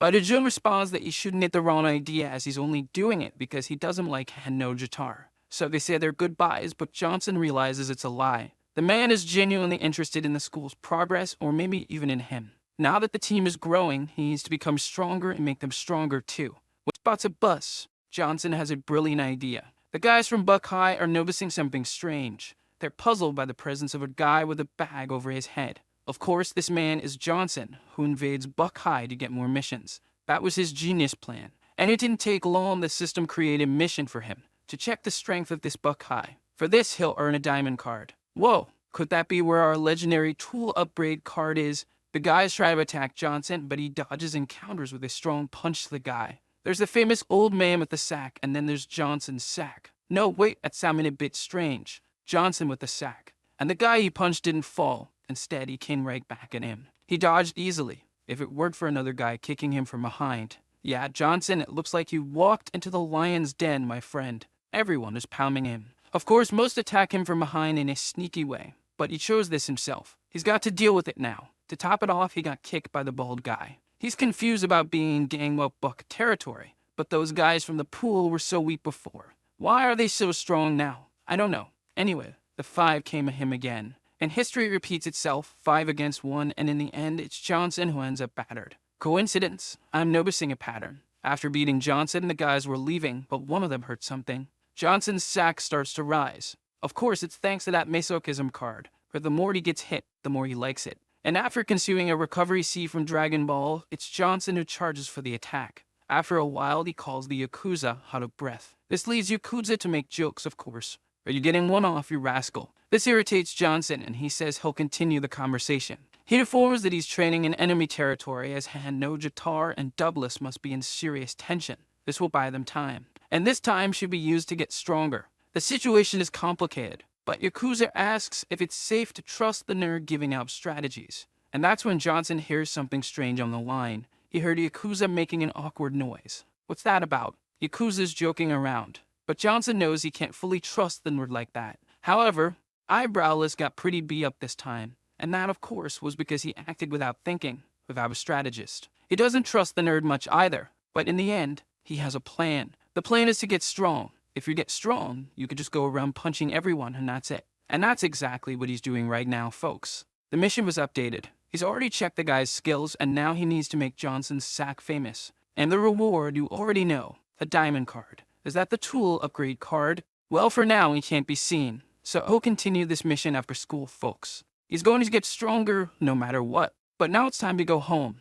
Until next time. And suddenly, we cut to a nightclub where a DJ is playing electronic music. Then someone tells him to stop the music. The boss of the place himself asks why he stopped the music like that. And this guy here is ranked 20th in gangbuk. They stopped the music to announce that a suspicious guy, let's put it that way, was attacking your forces. And when the boss asks for this suspicious guy's name, Johnson's sack, sir. It was Johnson's sack. He's the one who attacked us. And this guy isn't so insignificant. Well, maybe just a bit insignificant, actually. And back at school, guess who sat on Johnson's lap again to do his eyebrows? I know. Of course, it's our protagonist, Brunette. She's all annoyed, saying he should have done it himself, but she's fooling no one. She wanted to sit there, didn't she? He says he tried to paint them himself, but his cat's scratching all over. Oh, a cat. Sure. He wasn't from some fight out there, right? And of course, the scene plays out as always. She says she's not going to draw his eyebrows anymore. She storms out angrily, leaving him with a slap on his face. Classic as always. Nothing more beautiful than love, right, folks? But lovebirds as always. And that's when his mission was updated. Now, Johnson's bag is famous. The protagonist doesn't know how that happened, but I believe there must be a rumor going around about a maniac with a bag on his head beating people up out there. Maybe that's why. But when the mission updated, folks, the system now wants him to befriend Soha. What's the system planning now? Wasn't the mission to explore Gangbuk? So does this girl have some connection with the school there? And wherever Johnson goes, he grabs attention. I'm talking about things like him stealing toilet paper. I don't remember that, folks.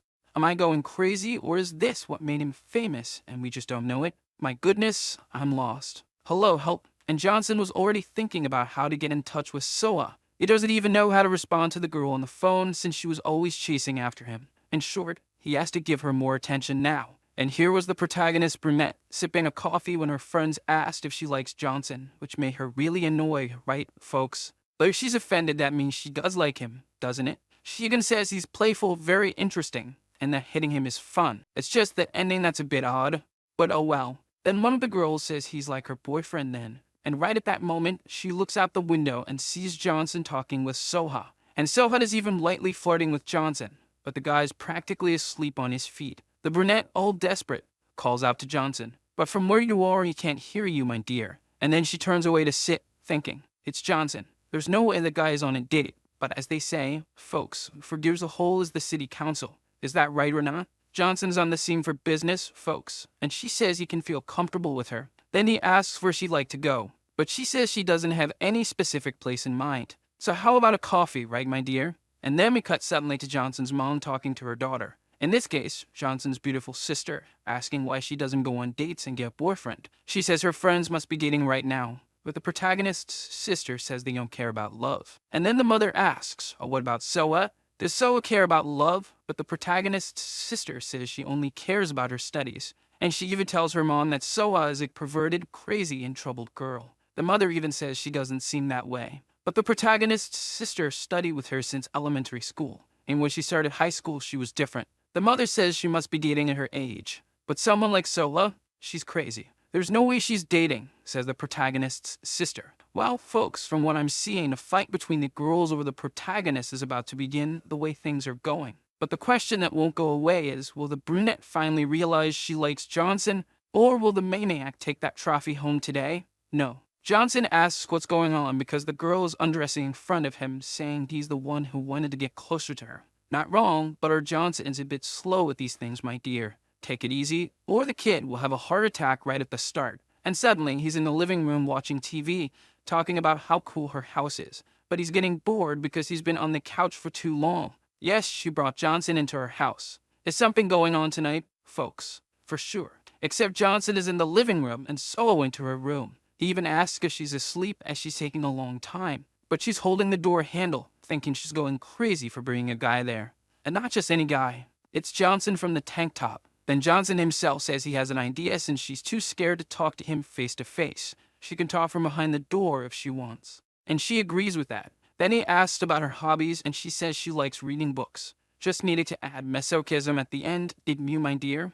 Our masochism, books what you like to read. The protagonist keeps going with basic questions like what food she likes, always checking to see if the mission updates, but no luck. Then he starts to remember that when they were little, she was shy and quiet. The only friend she had was the protagonist's own sister. The protagonist himself didn't talk to her, and that remains the same even in high school. They only communicate from a distance. Online dating works, trust me. Then, out of nowhere, she asks if he remembers middle school. He says not really. She asks if she can keep talking then. He says sure, but he's already yawning, the guy. Could this be the real story for putting someone to sleep? Folks, the guy's already snoozing before they even start talking. And she says that one day he walked her home. The story went like this. The protagonist's sister was hitting him with a tablet, smacking him on the head because it seemed like he was teasing her. He even starts mentioning that hitting your brother leads to jail, and the scuffle is about to start all over again. But out of nowhere, they come to an agreement and make peace. The protagonist's sister asks if Soa really has to go home now. She'd like to play more but needs to go home. The protagonist's sister then offers to take her home. But Johnson intervenes, saying he won't take her because there's a scary man in that hallway. So they say their goodbyes and Soa heads home alone, saying she'll be fine. Next, we see the two siblings going home peacefully, talking about various things when suddenly they hear a scream. They even call the police about the incident. Among the gossip, the citizens comment that it's a middle-aged man once again doing something wrong and that the child's parents aren't fit to raise a child that way.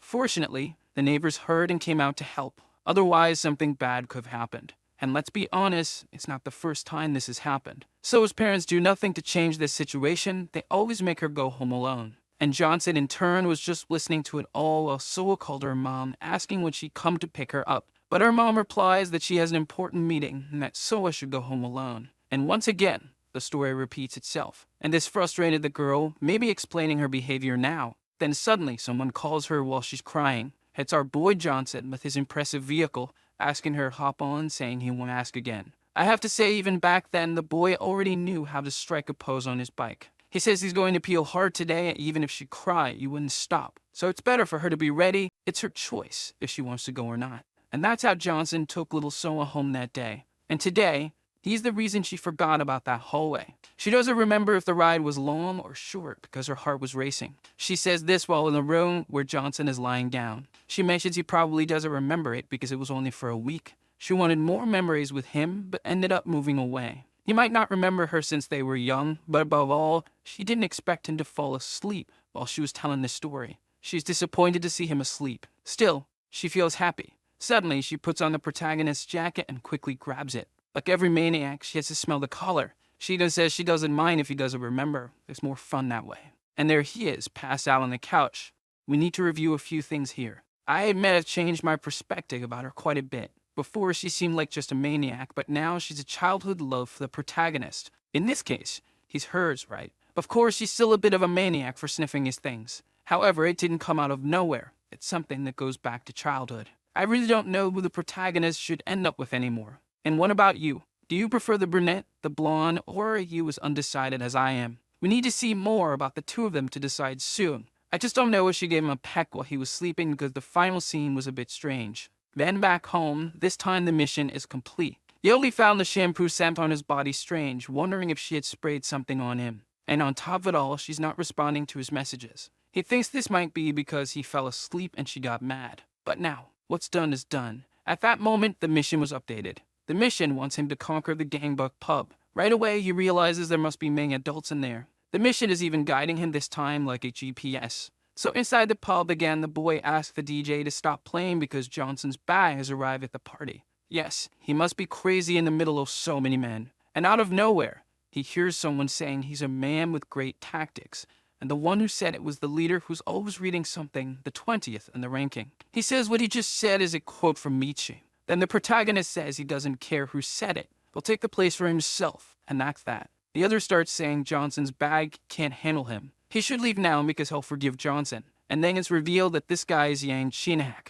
To me, if there's a hack in the name, the guy's already dangerous. And there's something I just deduced here. See if I'm not a Sherlock Holmes here. This guy's last name, Yang, if I'm not mistaken, is the same as Soa's. Her name is Yang Sova, so maybe he's her father or something like that. Coincidence? Yang like her, and the guy's always reading something she also appreciates. Or am I going crazy? The protagonist is truly startled to see the guy's status. The guy is strong. In terms of comparison, we must admit that. Just look at the side-by-side comparison of their statuses. However, of course, Johnson has some tricks up his sleeve, right? Not everything here is about status. As you may remember, the mission is to take down the guy's bar. But with this crowd, I believe it will be a bit complicated, especially if they all attack him at once. If that happens, Johnson will undoubtedly be in serious trouble. At that moment, Yang, full of confidence, intervenes, saying he's surprised. One of the lackeys even asks, surprised with what?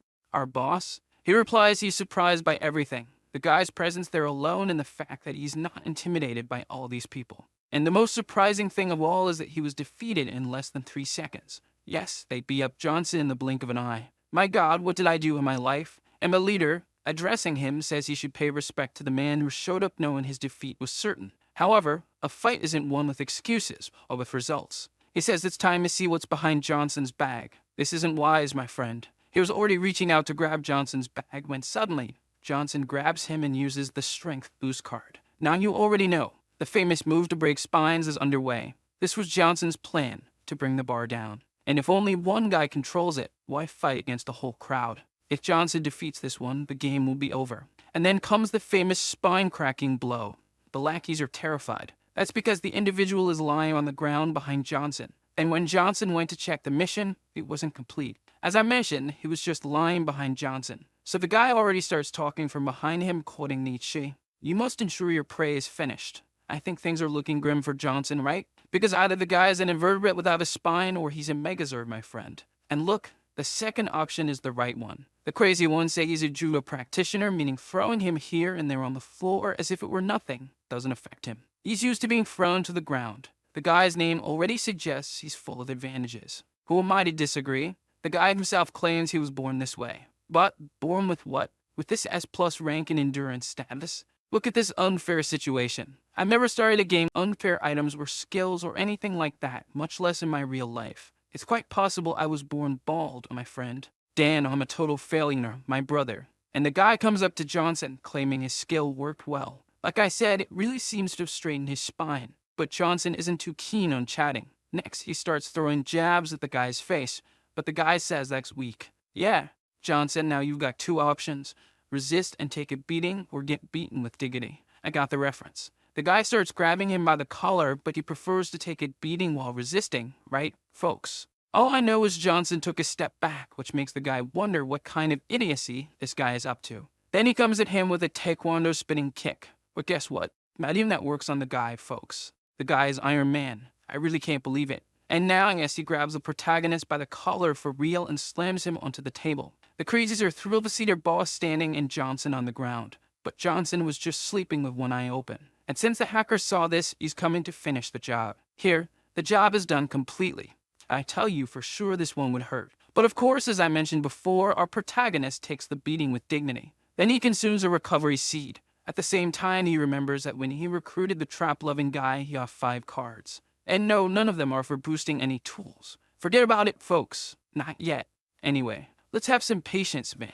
But the protagonist decides to use the 5 cards on himself. That's what I want to see. And in the end, he lands a kick in Chionek's mouth. Yes, folks, no one can have more skills than our protagonist, because he leveled up 4 times in strength and 4 times in speed. Our guy is a big deal now, buddy. But neither Chionek nor I understand what the heck Johnson's doing in that weird stance. I think it's the classic hold, squeeze, and hang stance. He's just not going to squeeze right in front of these guys, is he? For now, he's just holding it. And check out our protagonist's new status. The guy's starting to get huge. From status A to S, it's just around the corner, folks. And this holding pose he's doing is thanks to this card here. So I did some research and found out that Takkien is an ancient martial art, considered a predecessor to Taekwondo, folks. This one we had to admit the author pulled out from the depths. And the protagonist goes all out on Chionek in every way. And the guy starts getting annoyed, saying he's never seen this martial art before, and neither have I, buddy. Chionek's plan now is to close up his defense to try and counterattack.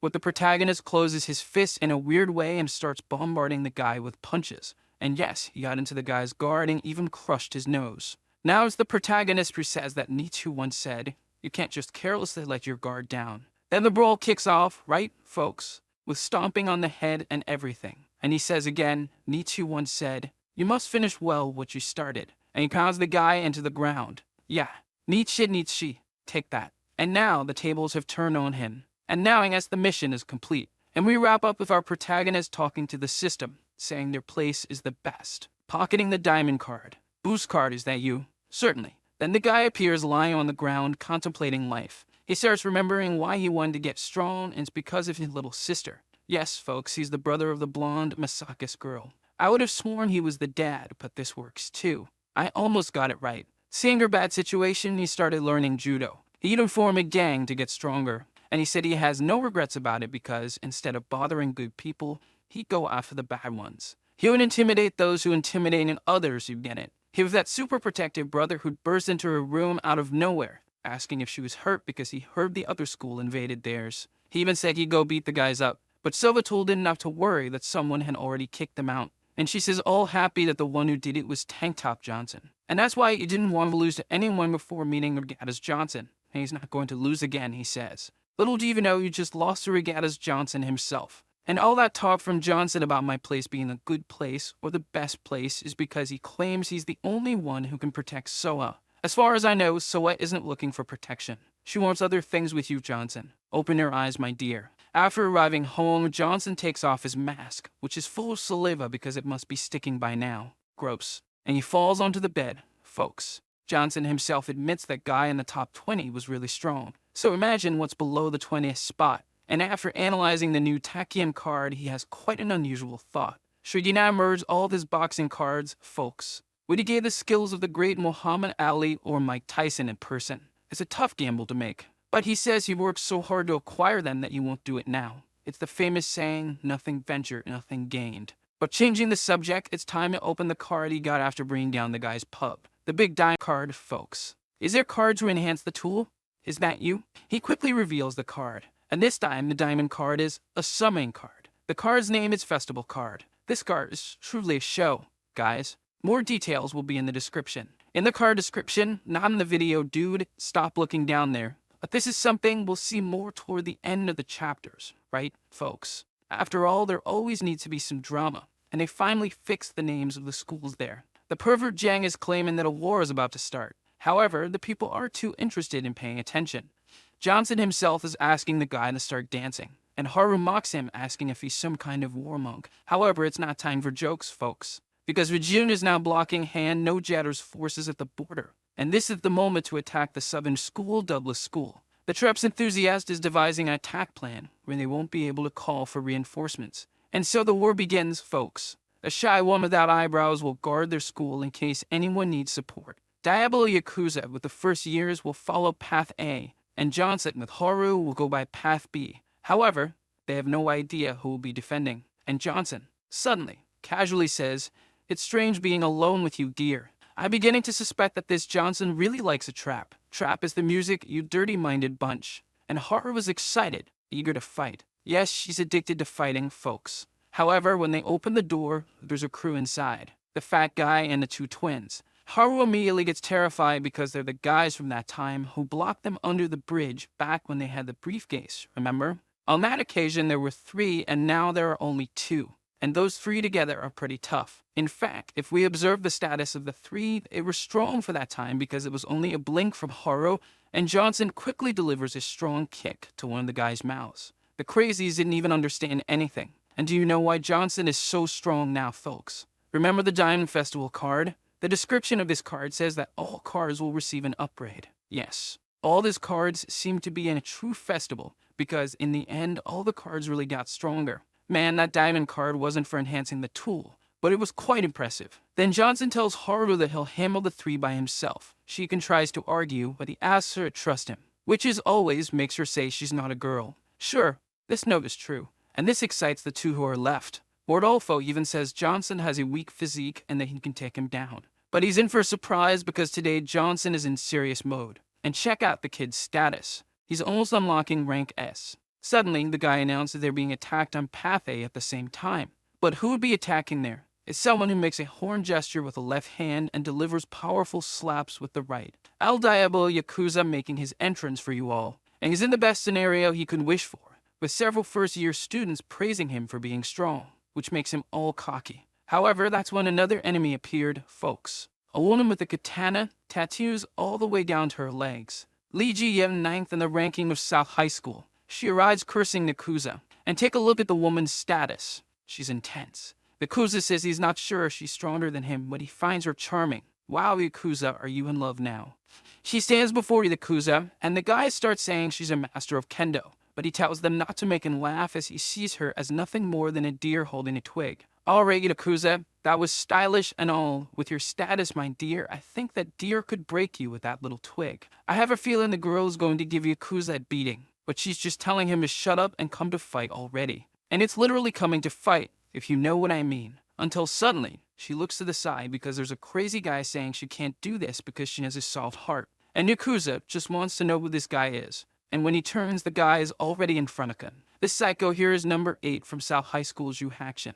And I think Yakuza is done for, right? And overall on Johnson's team, Haru is in shock. There are crazy people lying on the ground all around her. She can barely believe Johnson got this strong. She had even heard he'd gone off to train, but this is too much. A guy tries to throw a punch at Johnson, but he dodges and lands a rib punch that I think would be enough for a barbecue, because that meat is tenderized. Folks, it's literally no chance for this guy. And look, his status wasn't that bad. But Johnson says he can see all of his moves. Plus, Johnson's O status is looking great, almost reaching S. Hold up, is Johnson using Sharingan now to see the guy's moves? This is getting a bit much, I think. And to finish him off, Johnson advances using the Dempsey roll, attacking with everything, no chance for the guy. At least for that one because Rodolfo got him from behind. And that's when the system created a revenge mission. The system wants Johnson to get revenge on the guy and in return, Hodetical card. Man, pure humility. Boost card, is that you? The guy thought he'd crush the protagonist. Haru was already running to help him, but he tells her everything's okay.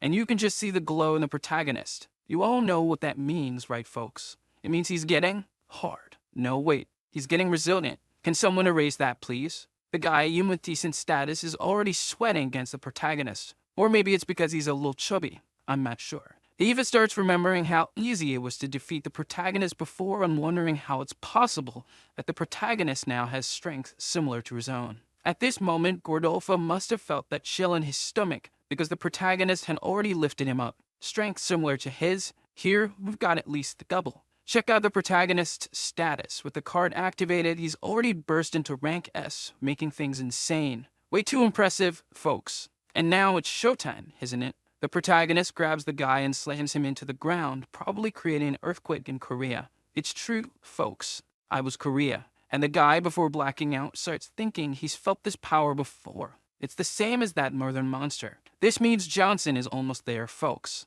Of course, he's using the card, but soon he won't need it anymore. So we're very close to the monster. At Haru, I think she was completely confused. Johnson just defeated the 3 who previously couldn't be beaten, even by their whole group. That's how Johnson earned a gold card. The man's insane. Hold Johnson down. And the funniest part is when he asks Haru if something's wrong, honey, if she was worried about him and all that. He says they need to go now, but Haru is frozen there because she realizes that Johnson is extremely strong. Maybe what she witnessed will really come true. He really will unite all the schools, or at least that's what we hope. Could little Haru be starting to take an interest in the protagonist now, folks? I don't know anything. This trap is dangerous. But back to the subject, it seems we have a problem here, guys. Haru asks what it is, and it seems that Yakuza isn't answering the call. We lost Yakuza. I already warned you this would be a problem. Sometime later on Path A, we see No Eyebrows meeting Johnson, and he wants to know what happened. But No Eyebrows says that, unfortunately, Yakuza lost this fight, folks.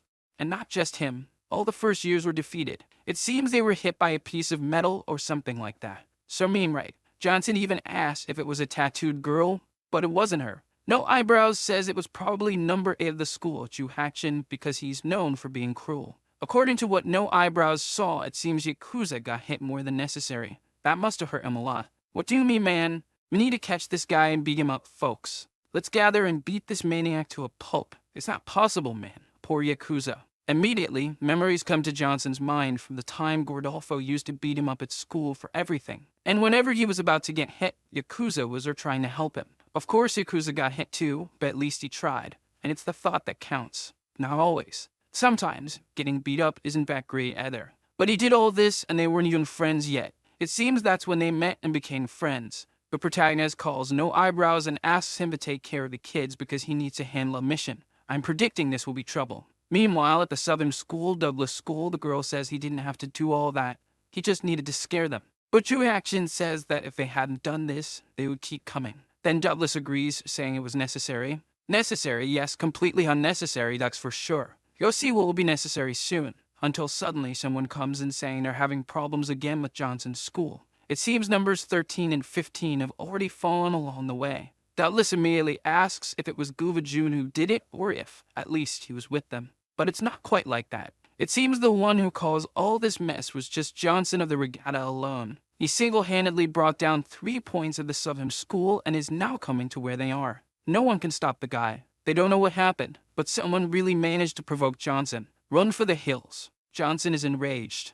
That's what we need. The guy is crazy. And just worry he'll enter the madman's lair and won't be able to get out afterward. He should have at least brought Hajun with him. The damage would be greater. But even so, I'm already eager to see the mess this will cause. He needs to at least get in there and beat up the psychopath who did that to Yakuza. And the one who's desperate about this is Douglas himself. The brunette says she'll handle it, but someone in the back says she doesn't need to go. They'll handle the problem himself. And you already know it's this idiot here who beat up Yakuza, right, folks? The school's rank 8. He's the one we want, right? Johnson is after this maniac. And already under the bridge where Yakuza was defeated, Little Wart is furious because Johnson went to the battlefield alone. And that wasn't part of the plans. He even asked why No Eyebrows didn't do anything to stop him, but he replies that there was no way because it was the first time No Eyebrows had seen that.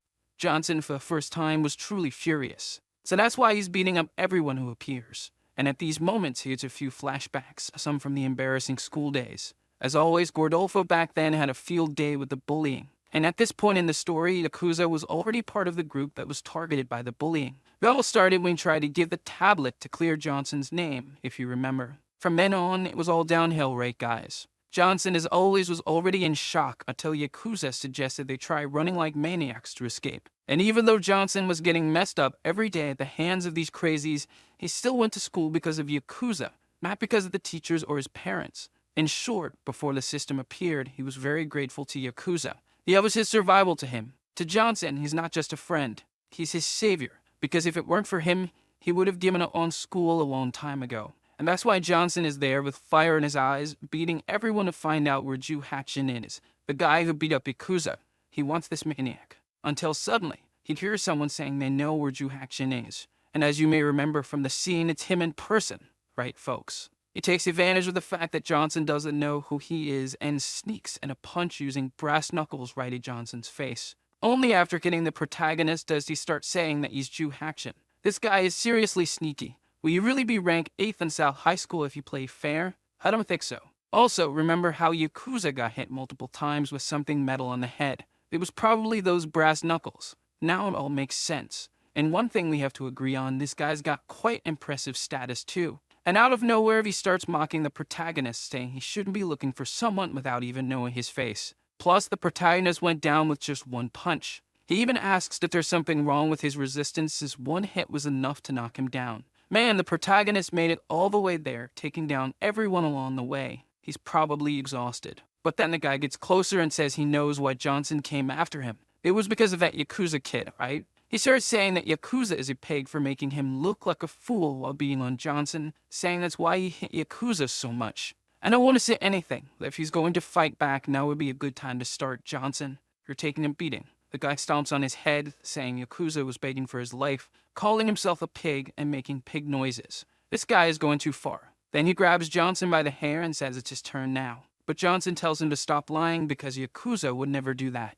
He's a man who never complains, screams, or cries over things like this. So it's obvious that's a lie. It's just something you like to see, isn't it? And Johnson's words instantly irritate the guy and he punches Johnson in the nose. But this is where the tables turn, folks. The guy is shocked because the protagonist just took the punch with his nose, telling him he messed with the wrong person. Remember the revenge mission he had against the big guy? By completing that mission, he won none other than a gold card. At this time, the card is called Berserker. It basically makes a person feel no pain for 2 minutes. The guy's wondering, what the heck is this? I just punched the guy's nose and he didn't go down. And of course, because of the Berserker mode that's already activated. In short, the suicide mode is now on. So he goes all out, the guy's coming, but Johnson stops him with 2 fingers in his eyes, because if you're going to play dirty, you know how to. And before starting the fun, Johnson even warns him that from now on he's going to take punches non-stop for 2 minutes. The guy was still holding his eyes when Johnson came in and landed a solid blow to his stomach, and there were still 116 seconds left.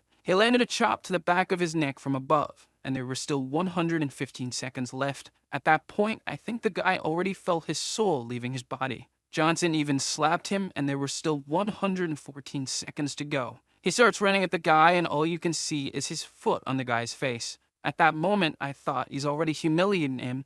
Now he's probably going to preach like Pastor Naruto. But no, he had both feet on the guy's face, flying kick style. And yes, there are still 112 seconds left. He grabs the guy by the collar, warning him they still have plenty of time to play minus 110 seconds left, not even halfway through this. And then for us, time went by fast, didn't it, folks? We blinked a few times, and it was all over. And that's when Johnson's Berserker mode ended. The protagonist finishes by telling him not to touch Yakuza because otherwise you're done for. He beat the guy to a pulp. For us, it passed quickly, but the guy took 2 full minutes of punches straight to the face. And Johnson passed out right on top of the guy because it's the reverse effect of the card. Using this Berserker mode causes him to pass out just like that. But it's worth it, right, folks? You can do some serious damage with that thing. The problem is that the first one to arrive on the scene and see Johnson knocked out was the 7th in the ranking at the summoning school. Now the situation just got messy.